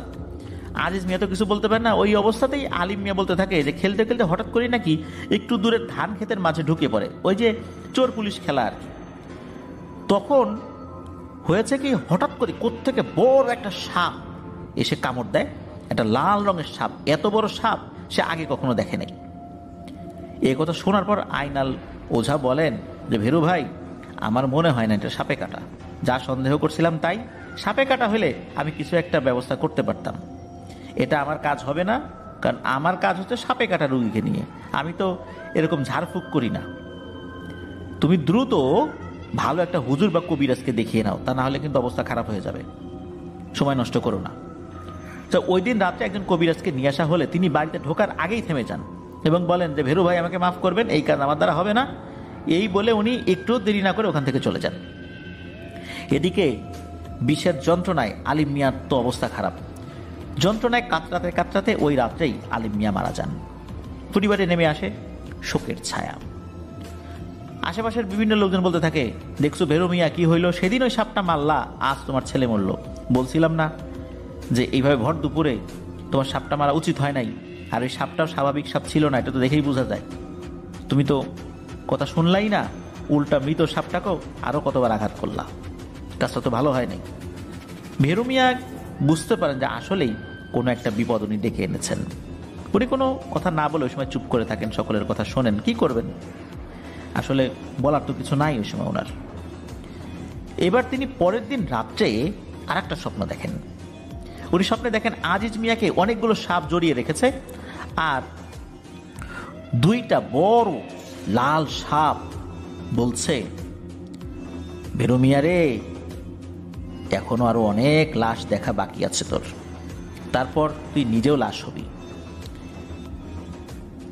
এই ভয়ঙ্কর স্বপ্নটা দেখার পর আবারও তার ঘুম ভেঙে যায়। এবার তিনি আবারও শুনতে পান ঘরের বাইরে সাপের হিস হিস শব্দ। তিনি ভয়ে বিছানা থেকে নামারই সাহস পান না। এই সাপের হিস হিস শব্দের মধ্যেই তিনি কিছু কথা শুনতে পান। মনে হচ্ছে ওই হিস হিস শব্দের মাঝেই কেউ বলছে, মরবি মরবি, সবাই মরবি। এরপর আর কোনো শব্দ শুনতে পান না। এইভাবেই সেই রাতটা শেষ হয়ে যায়। পরের দিনের কথা, তার স্ত্রী সন্ধ্যাবেলায় রান্নাঘরে রান্না করছিলেন। সাধারণত গ্রামে দেখা যায় কি সন্ধ্যার আগেই রাতের রান্নাগুলো শেষ হয়ে যায়। তো ভাত যখন রান্না করেছেন, ভাত রান্না করার পর ভাতের যে মার বা ফ্যান বলি, এটা তো ফেলে দিতে হয়। তো একটা বিশেষ পদ্ধতিতে ভাতের মার বা ফ্যান আগে ঢালতে হয়, এরপরে সেই মার বা ফ্যানটা বাইরে ফেলে দিতে হয়। উনি তো ভাত রান্না করেছেন, একটা পাত্রে সেই ফ্যানগুলো ঢেলেছেন। তো ওই মারগুলো বা ফ্যানগুলো ফেলার জন্য উনি একটা জায়গা যাবেন আর কি, পাশে একটা খাদের মতো আছে, ওইখানে ফেলবেন। এমন সময় উনি দেখতে পান একটা মহিলা অবয়বের মতো, শাড়ি পরা, হাত পা সবকিছুই মানুষের মতো, কিন্তু ঠিক গলা থেকে মাথা পর্যন্ত সাপ ফণা ধরলে যেরকম চ্যাপ্টা হয়ে থাকে না, ওই রকম মাথা। এটা দেখে উনি ভয়ে হিতাহিত জ্ঞান শূন্য হয়ে যান। কি করতে হবে উনি বুঝতে পারেন না। উনি ভয়ে কি করছে, তার হাতে যেই গরম ভাতের মাঠ ছিল সেটা ছুঁড়ে মারছে ওই অবয়বটার দিকে, আর জোরে চিৎকার দিচ্ছেন, এ রে, কে কোথায় আসরে, তাড়াতাড়ি আসরে, কি একটা জিনিস এখানে দাঁড়ায় আছে। এই ভাতের গরম মার গিয়ে পড়েছে ওই অবয়বটার একদম মুখের উপরে। এরপরই ওই অবয়বটা একটা চিৎকার দিয়ে উধাও হয়ে যায়। তো ভেরু মিয়ার স্ত্রীর চিৎকারে আশেপাশের লোকজন ছুটে আসে। এই ভেরু মিয়ার অন্য ভাইদের বাড়িও ছিল তো পাশাপাশি, তারাও ছুটে আসে, এসে জিজ্ঞেস করে কি হয়েছে। তখন ভেরু মিয়ার স্ত্রী সবকিছু খুলে বলেন। সেদিন রাত্রে ভেরু মিয়া একটা হাট করে, ওই হাটের নাম হলো ডাংরার হাট, ওই ডাংরার হাট করে বাসায় ফিরছিলেন। তো আগের রাস্তা ছিল নদীর পাড় দিয়ে। তিনি যখন নদীর পাড়ে এসে পড়েছেন, তিনি লক্ষ্য করেন তার সামনে একজন লোক হেঁটে যাচ্ছে। তিনি অন্ধকারের মধ্যেই সালাম দিলেন আর জিজ্ঞেস করলেন, কে ভাই ওখানে? তখন ওই লোকটি কোনো উত্তর দিল না, সালামের জবাবও দিল না। লোকটি হাঁটছে কিন্তু আগে আগে, ভেরু মিয়া পিছনে পিছনে। হঠাৎ করে কোথা থেকে যেন সাপের হিস হিস শব্দ ভেসে আসতে থাকে। ভেরু মিয়ার কাছে ওই সময় লাইট ছিল না, চাঁদের আলোতেই উনি পথ চলছিলেন। তবে চাঁদের আলো বেশ ভালো থাকায় ভেরু মিয়া ওই লোকটিকে স্পষ্টই দেখতে পাচ্ছিলেন। ভেরু মিয়া লক্ষ্য করেন লোকটির আকার মনে হচ্ছে ধীরে ধীরে বাড়ছে। এভাবে দেখতে দেখতে লোকটির আকার রাস্তার পাশে থাকা একটা মাঝারি সাইজের নারকেল গাছের সমান হয়ে গেছে। ভেরু মিয়া ভয়ে নিজের অজান্তেই চিৎকার দিয়ে ফেলেন। তখনই ওই লোকটি পেছন ফিরে তাকায়। ভেরু মিয়া দেখতে পেলেন লোকটির সারা শরীর মানুষের মতো, হাত পা সবকিছু মানুষের মতো, দেহ মানুষের মতো, কিন্তু গলা থেকে মাথা পর্যন্ত সাপ ফণা তুললে যেরকম হয় না, ওই রকম। ওই সময় ওই অবয়বটি হাসতে থাকে আর বলে, তুই আমার বুকের ধন কেড়ে নিয়েছিস, এবার যাবি কই রে ভেরু মিয়া? যখনই এটা বলেছে তখন ভেরু মিয়া কি করেছেন, ঘুরে উল্টো দিকে দৌড় দিয়েছেন আর চিৎকার দিয়ে আল্লাহর নাম নিচ্ছেন। ভেরু মিয়া কিন্তু বুঝতে পারছেন ওই অবয়বটা তার পেছন পেছন আসছিল, সেটাও দৌড়ে দৌড়ে আসছে। সে যে দৌড়ে দৌড়ে আসছে, ধূপধাপ শব্দ হচ্ছে মাটির উপরে, সেটা কিন্তু স্পষ্ট ভেরু মিয়ার কানে আসছিল। ভেরু মিয়া এটা দেখে তো আরো ভয় পেয়েছেন। তিনি তো প্রাণপণে দৌড়াতে থাকেন। নদীর পার, আশেপাশের লোকজনও কম, তার চিৎকার শোনার মতো আসলে কেউ নাই। দৌড়াতে দৌড়াতে হাতে থাকা বাজারের ব্যাগের সাথেই উনি হোঁচট খেয়ে পড়ে যান। আর অনেক স্পিডে দৌড়ানোর জন্য পড়ে গিয়ে তার পায়েও কিন্তু অনেক আঘাত পেয়েছিলেন উনি। তিনি যে উঠে আবার দৌড়াবেন তার শক্তি ছিল না। এবার ওই পিশাচটাও তার কাছে চলে এসেছে, ঠিক ওই একই অবয়বে। আবারও ভয়ঙ্কর একটা অট্টহাসি দিয়ে ওই অবয়বটা বলে যে, দেখলি দৌড়ে একে পার পালি, এখন তো ধরা পড়ে গেলি। এবার ভেরু মিয়া দেখেন সেই আগের মতো ওই যে মানুষের অবয়ব আর মাথার দিকটা সাপের মতো, বিষয়টা এরকম না। মনে হচ্ছে এটা ভয়ঙ্কর এক দানব আকৃতির কিছু একটা, সারা শরীরে লোম, চোখ দুইটা আগুনের মতো। পায়ের নখগুলো অনেক বড় বড়। এবার ওই দানবটি আকারে আস্তে আস্তে ছোট হতে থাকে, একটা মানুষের আকৃতি ধারণ করবে এরকমটা মনে হচ্ছিল আর কি। ওই অবস্থাতেও ভেরু মিয়া হামাগুড়ি দিয়ে পালিয়ে যাওয়ার চেষ্টা করতে থাকে। এরপর দানব খপ করে তার এক পা চেপে ধরে, আবারও ভয়ঙ্করভাবে হাসতে থাকে। ভেরু মিয়া আসলে হামাগুড়ি দিয়ে পালানোর চেষ্টা করলেও সফল হয় না। ওই অবয়বটি ভেরু মিয়ার পা ধরে টানতে টানতে নিয়ে যেতে থাকে নদীর পাড়ের দিকে। ওই অবস্থাতে হয়েছিল কি, দুইজন লোক ওনারা আবার মাছ ধরতে আসছিলেন। ভেরু মিয়া তো চিৎকার করছিলেন যে কে কোথায় আসো, বাঁচাও বাঁচাও। ওই দুইজন লোক দূর থেকে বলে, এই ওখানে কে রে, কে ওখানে, কি হয়েছে? আর তখনই মূলত ওই অবয়বটি ভেরু মিয়াকে ছেড়ে দিয়ে চলে যায়।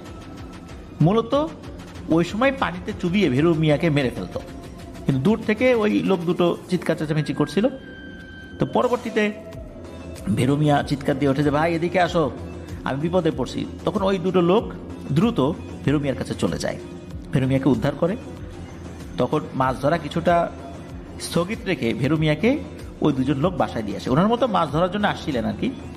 তো ওই রাত্রে কিন্তু আর কোনো ঘটনা ঘটে নাই, ওই রাত্রের ঘটনা ওখানেই শেষ। পরের দিন ভেরু মিয়ার তৃতীয় ছেলে, মানে আর একটা ছেলে ছিল, তো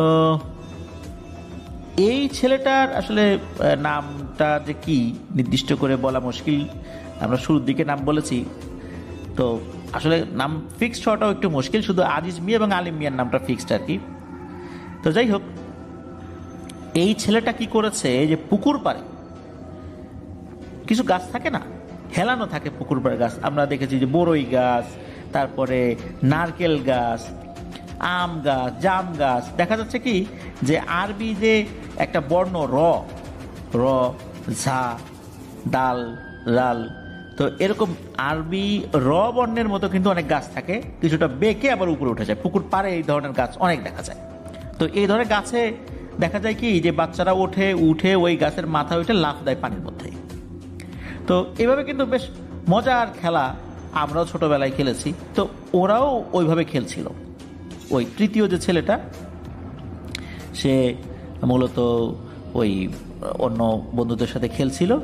তো এরকম লাফ দিচ্ছে, আবার উঠে আবার গাছে যায়, আবার লাফ দেয়। তো একজন লাফ দেওয়ার পর সে ওইখান থেকে না সরা পর্যন্ত আরেকজন লাফ দেয় না। আরেকজন লাফ দিলে তো ওর গায়ের উপর পড়তে পারে, পানির নিচে গায়ের উপর পড়লে তো আর ব্যথা পাবে সে, যে পানির নিচে আছে। তো ও লাফ দেওয়ার পর আরেকজন লাফ দেওয়ার জন্য রেডি হয়ে আছে, কিন্তু ওই ছেলে আর ওঠে না। চিন্তা করছে যে কি ব্যাপার, কি হলো, ও ওঠে না কেন, সরে না কেন এখান থেকে, নাকি মজা করছে। তো 1 মিনিট 2 মিনিট এরকম করতে করতে অনেকক্ষণ হয়ে যায়, কিন্তু পানি থেকে সে আর ওঠে না। 15 মিনিট পার হয়ে গেছে, 30 মিনিট পার হয়ে গেছে, কিন্তু সে আর ওঠেই না। এদিকে ওরাও কি করেছে, ওই জায়গায় গিয়ে, মানে যেখানে ঝাঁপ দিয়েছে ওখানে গিয়ে ওকে খোঁজার চেষ্টা করে, আশেপাশে খোঁজে, পায় না। এরপর চিৎকার চেঁচামেচি শুরু হয়ে যায়। আশেপাশের মানুষজন সহ ভেরু মিয়াও তার স্ত্রী পুকুর পরে আসে, শুরু হয়ে যায় খোঁজাখুঁজি। সকলেই খুঁজছিলেন। তাদের মধ্যে একজন বলে, এই মনে হয় কিছু একটা পাইছি রে। ওই জায়গায় দ্রুত অন্য লোকরা ছুটে যান তাকে হেল্প করতে। মূলত কাদার মধ্যে উনি কোনো কিছুর অস্তিত্ব টের পান। এরপর ডুব দিয়ে কাদার মধ্যে থেকে একটা মানুষের দেহ উঠানো হয়। সকলে চিন্তা করেছিলেন ছেলেটা মনে হয় বেঁচে আছে, তার পেট থেকে পানি বের করলে হয়তোবা সুস্থ হতে পারে। কিন্তু দেখা গেল ভেরু মিয়ার এই ছেলের পেটে আসলে কোনো পানিই নাই, সারা শরীর কাদায় মাখা, মারা গেছে ছেলেটি। মূলত এই বডিটা কাদার মধ্যেই পোতা ছিল। এই দৃশ্য দেখে ভেরু মিয়ার স্ত্রী তো সেন্সলেস হয়ে পড়েন। লাশ দাফন করা হয়। ভেরু মিয়া বলেন যে না, এভাবে আর চলতে দেয়া যায় না।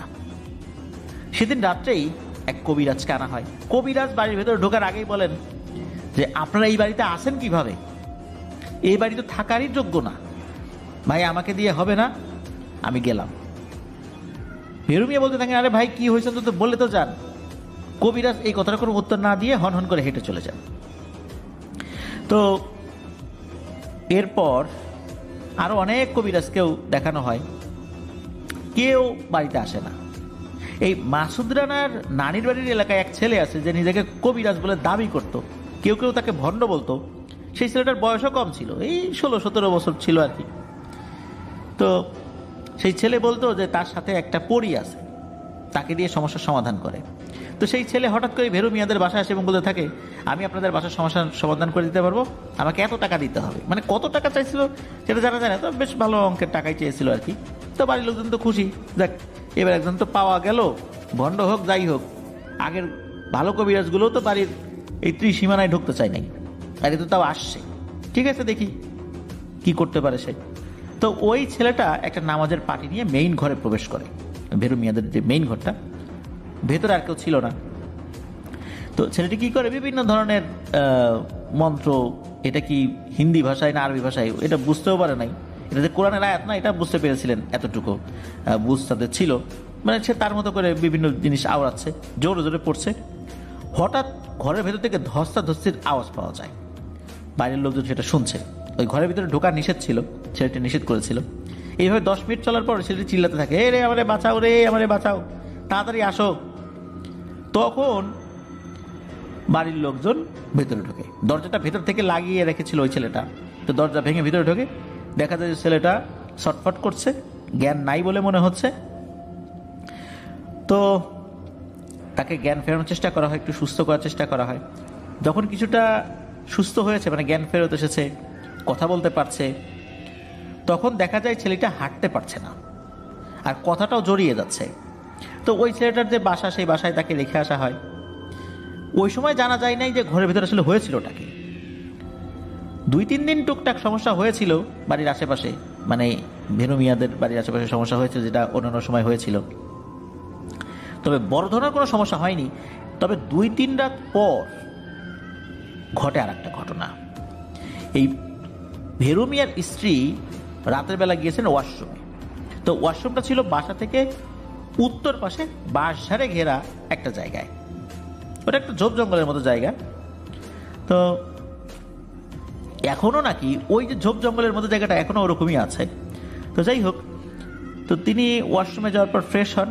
ফ্রেশ হওয়ার পর যখন ওয়াশরুম থেকে বের হয়েছেন, উনি হাতে একটা কুপি নিয়ে গিয়েছিলেন, মানে কুপি বাতি, ল্যাম্প বলি আমরা যেটা, বা ল্যাম্পও বলি অনেক এলাকায়। হঠাৎ করে কি হয়, তার এই কুপিটা নিভে যায়। আমাদের সামনে যদি কোনো আলো থাকে, হঠাৎ করেই যদি সেই আলোটা নিভে যায়, তখন কিন্তু সামনে আমাদের অনেকটাই অন্ধকারাচ্ছন্ন হয়ে যায়। যদিও বা চাঁদের আলো থাকে, তারপরেও কিন্তু অল্প কয়েক সেকেন্ডের জন্য আমরা কোনো কিছু দেখতে পাই না। এটার সায়েন্টিফিক ব্যাখ্যাই আছে। যেমন আমরা বাইরের রোদ থেকে যদি হঠাৎ করে ঘরে ঢুকি, ঘরটা যদি একটু অন্ধকারাচ্ছন্ন হয়, তখন কিন্তু আমাদের পুরো ঘরটাই মনে হয় যে একদম অমাবস্যার অন্ধকারের মতো। কিছুক্ষণ পর আস্তে আস্তে চোখে ওই বিষয়টা সহনীয় হয়ে যায়, তখন আমরা অনেক কিছু দেখতে পারি। তো ওরকমটাই হয় আর কি। হঠাৎ করে নিভে যাওয়ার পর উনি ওরকম কিছুক্ষণ দেখতে পাচ্ছেন না। তো উনি বাড়ির রাস্তা অনুমান করে হাঁটা দিয়েছেন বাড়ির দিকে। তো উনি 8 থেকে 10 মিনিট হেঁটেও বাড়ির দেখা আর পান না, কিন্তু তার ওয়াশরুম থেকে বাড়িতে ঢুকতে 30 সেকেন্ড লাগবে। এবার হঠাৎ করে পেছন থেকে এক মহিলার কণ্ঠ ভেসে আসে। তিনি পেছনের দিকে তাকিয়ে দেখেন, ওই যে সেদিন রান্না করার সময় একটা অবয়ব দেখেছিলেন, সেই অবয়বটা, মাথার অংশটা শুধু সাপের মতো, কিন্তু এই মাথার অংশের একটা জায়গা মনে হচ্ছে ঝলসানো, পুড়ে গেছে। এইটা উনি যখনই দেখেছেন, উনি দিয়েছেন এক দৌড়, উল্টো দিকে দৌড় দিয়েছেন। আসলে উনি যে একটা গোলক ধাঁধায় পড়ে গেছেন, এটা তখনও বোঝেন নাই। যখন বুঝতে পারলেন, তখন তো অনেক দেরি হয়ে গেছে। উনি যখনই উল্টো দিকে ঘুরে দৌড় দিয়েছেন, উনি যেদিকেই দৌড় দিয়ে যান, হঠাৎ করেই ওই অবয়বটা তার সামনে এসে পড়ে। আবার ওইখান থেকে ঘুরে অন্যদিকে দৌড় দেন, সেখানে ওই অবয়বটা সামনে এসে পড়ে। তার বাড়ি থেকে যে উনি কতটুকু দূরে আছেন, এটা উনি বুঝতে পারছিলেন না। দিক বিদিক জ্ঞান শূন্য হয়ে দৌড়াচ্ছিলেন, কিন্তু দৌড়ে লাভ হয় না, বারবার ওই অবয়বটা সামনে এসে পড়ে। একটা পর্যায়ে ওই অবয়বটি ভেরু মিয়ার স্ত্রীর চুলোর মুঠি ধরে শূন্যে তুলে ফেলে। আবার ওইদিকে এই ভেরু মিয়া দেখেন যে তার স্ত্রী অনেকক্ষণ ধরে ওয়াশরুমে গেছে, এখনো আসে না। এমনিতে তো বাসায় বিভিন্ন ধরনের সমস্যা হচ্ছে। তো উনি কি করেছেন, হারিকেনটা নিয়ে খোঁজার জন্য বের হয়েছেন। দেখলেন যে ওয়াশরুমেও সে নাই, ওয়াশরুমের দরজা খোলা। কোথায় গেল? সন্দেহ লাগে ওনার মনের মধ্যে। উনি আশেপাশে খুঁজতে খুঁজতে মোটামুটি বাড়ি থেকে 4-5 মিনিট দূরের রাস্তায় গিয়েছেন। তো ওইখানে যাওয়ার পর ধুপ করে একটা শব্দ উনি পান, মনে হলো উপর থেকে কিছু একটা পড়লো। তো কি পড়লো ওই দিকটাতে যখন উনি গিয়েছেন ওই শব্দের উৎসটাকে ফাইন্ড আউট করে, তখন উনি ওইদিকে গিয়ে দেখেন তার স্ত্রী মাটির উপর পড়ে আছে। তো ভেরু মিয়া তো ধরাধরি করে তাকে বাসায় নিয়ে আসেন। ভেরু মিয়ার স্ত্রী যে সেন্সলেস হয়ে গিয়েছিলেন বিষয়টা এরকম না, তার জ্ঞান ছিল। বাসায় আসার পর তার স্ত্রী সব কথা খুলে বলেন। এর পরের দিন কিন্তু আর একজন হুজুরকে নিয়ে আসা হয়। সেই হুজুর বেশ নাম করা, উনি বাসার চারদিকে ঘুরে দেখলেন, কিন্তু ওই বাসার দিকে গেলেন না, কেন ওখান থেকে ফেরত আসলেন। হুজুর বললেন যে আমি আপনাদের বাসায় 3 দিন থাকতে চাই, আপনারা অনুমতি দিলে।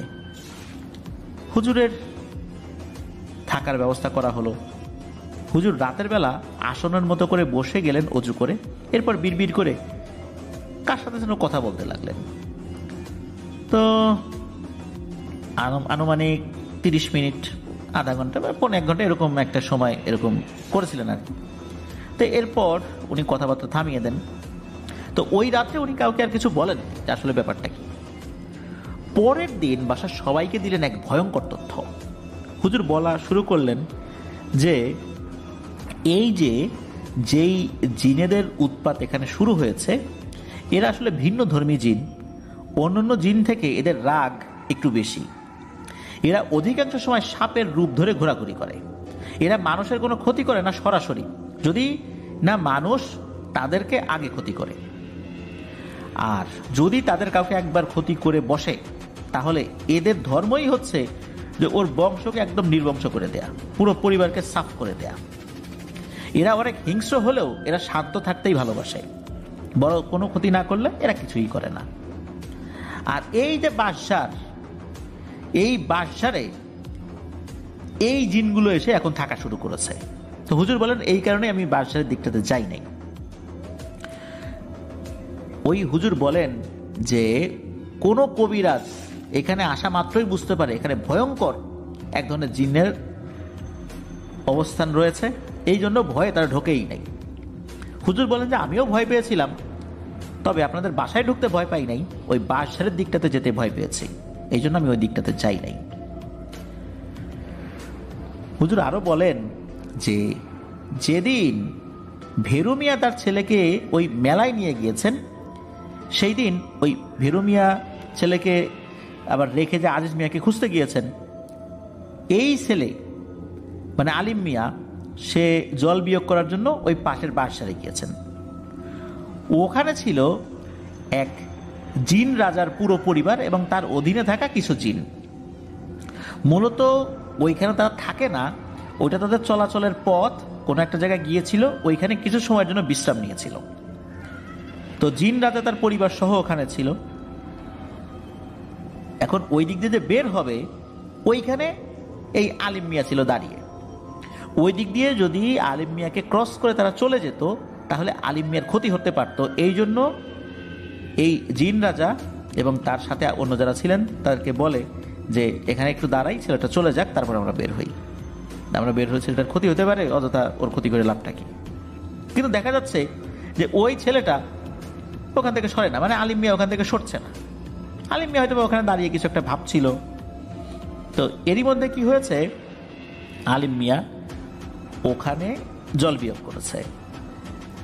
আর জল বিয়োগ করতে যখন সে শুরু করেছে, তখন এই নাপাক জিনিস হঠাৎ করে এসে এই জিনের রাজার শরীরে লেগেছে।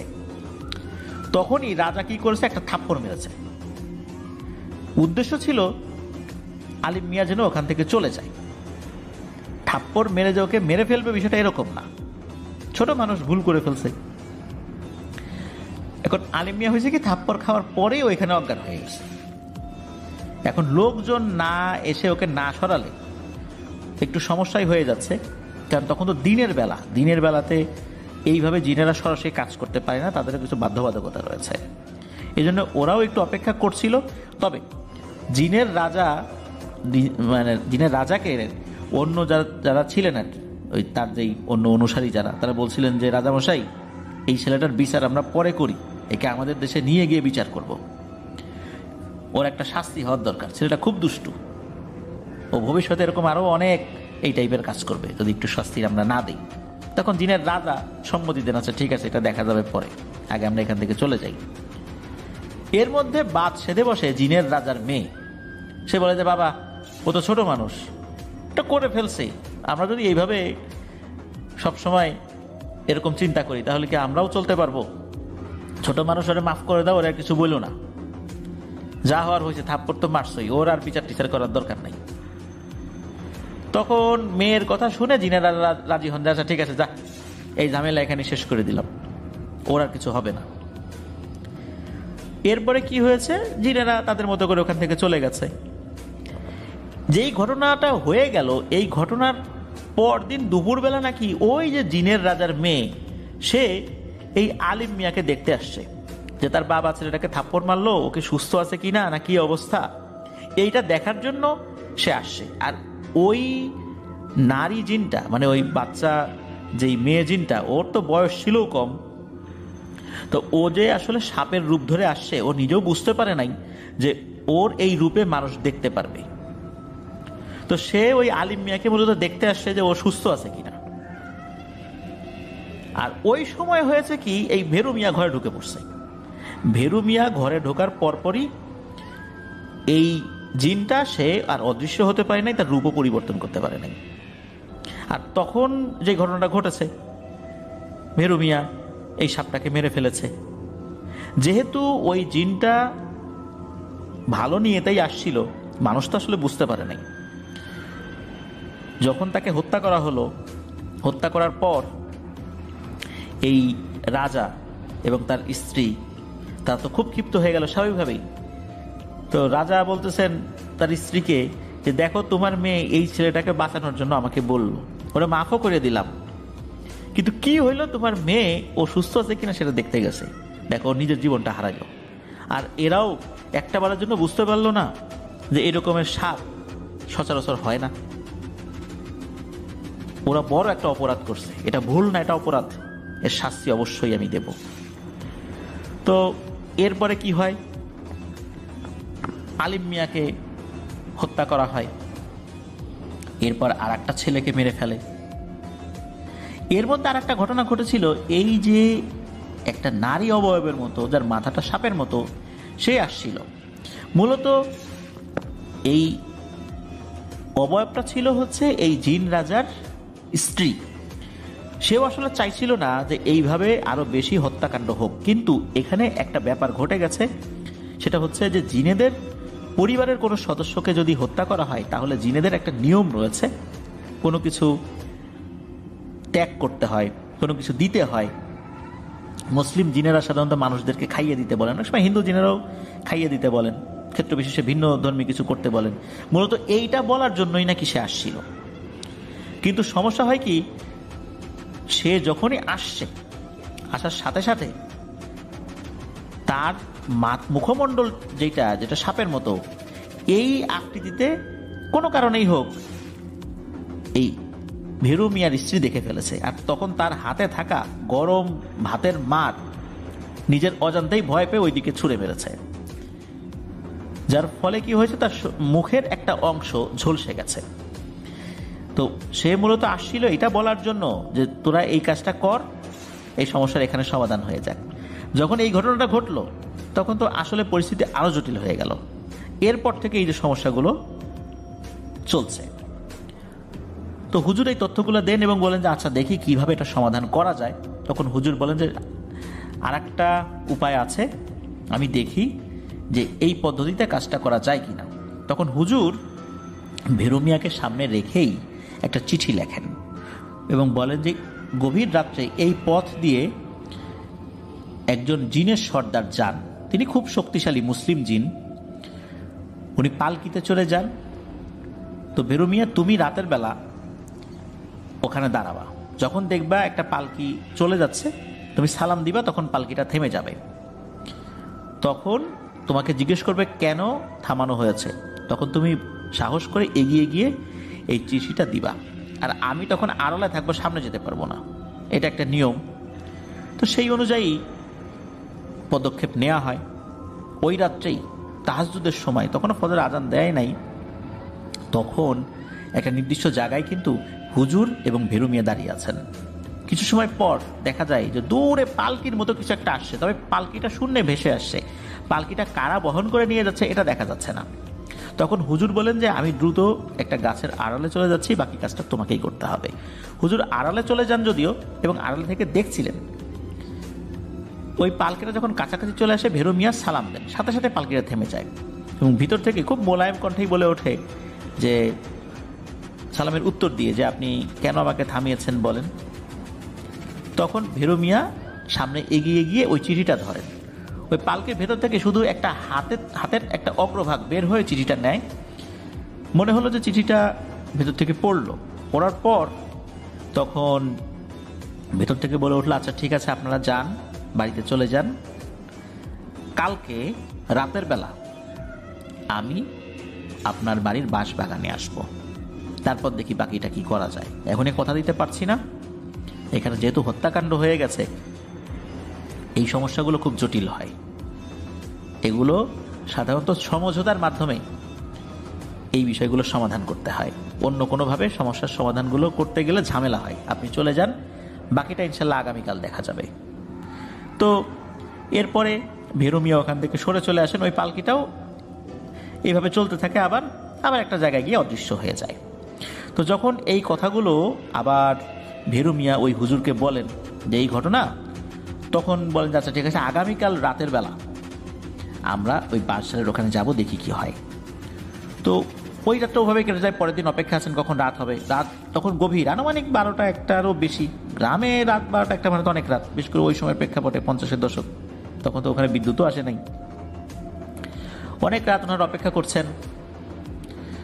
হঠাৎ করেই দেখা যায় যে একজন খুব সুঠাম দেখি জুব্বা পরিহিত একটা লোক, মনে হচ্ছে তার শরীর থেকে নূর বা আলো ছড়াচ্ছে, এবং তার সাথে একই রকম আরও 9-10 জন আছে। তো তারা হেঁটে হেঁটেই আসছে, মনে হচ্ছে মাটির উপর দিয়ে হেঁটে হেঁটে আসছে।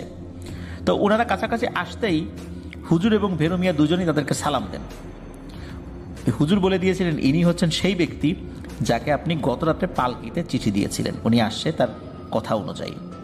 তো হুজুর যখন এই দুইজনকে দেখেছেন, মানে ওই জিনের যিনি সর্দার যখন এই দুইজনকে দেখেছেন, তখন তাদেরকে ওখানেই থাকতে বলেন ইশারা করে যে আপনারা ওখানেই দাঁড়িয়ে থাকেন।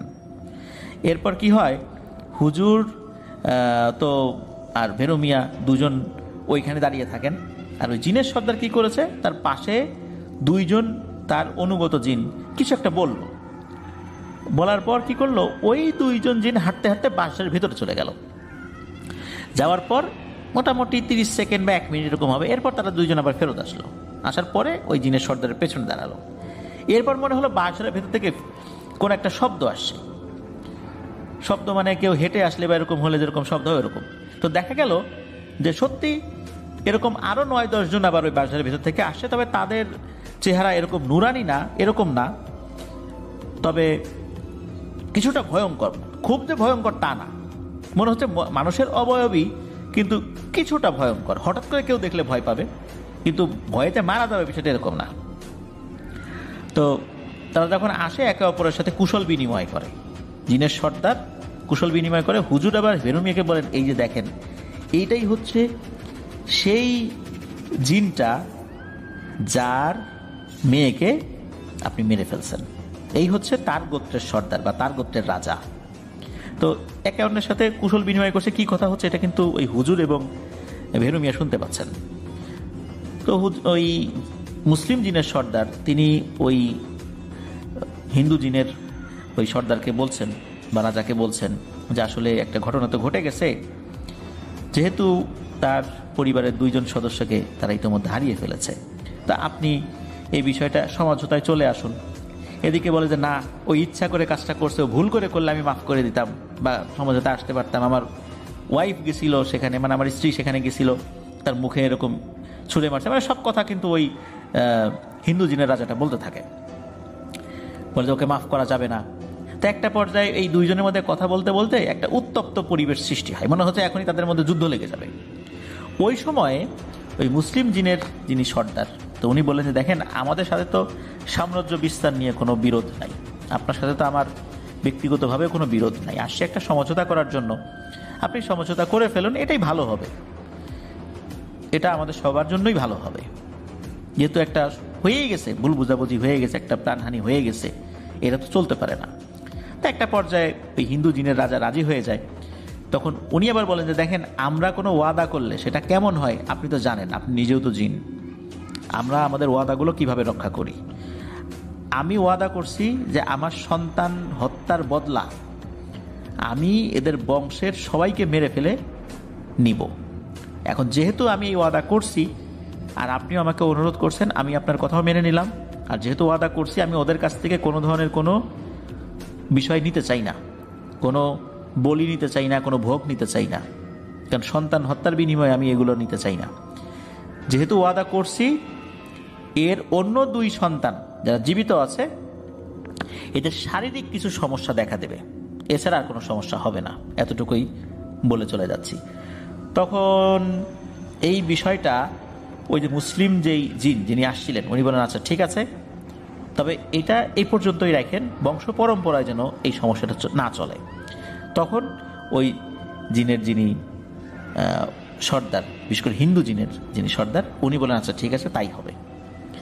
তো এরপর আবার ওই হিন্দু জিনের ওই দলটা তারা বাদশাহের মধ্যে চলে যায়, আর তারাও ওই জায়গা ছেড়ে চলে যাবে এটাও কথা দেয়। তারপর কি হয়, এই যে যে জিনেরা আসছিল, এই যে হুজুর এবং ভীরু মিয়ার সাথে সালাম বিনিময় করে তারাও বিদায় নেন। তো এরপরে কিছুদিন স্বাভাবিক যায়। তারপর হয় কি, এই ভীরু মিয়ার একদম ছোট ছেলে, সেই ছেলেটা কানে কম শুনতে শুরু করে, এক কানে তো শোনেই না, আর এক কানে কিছুটা শোনে।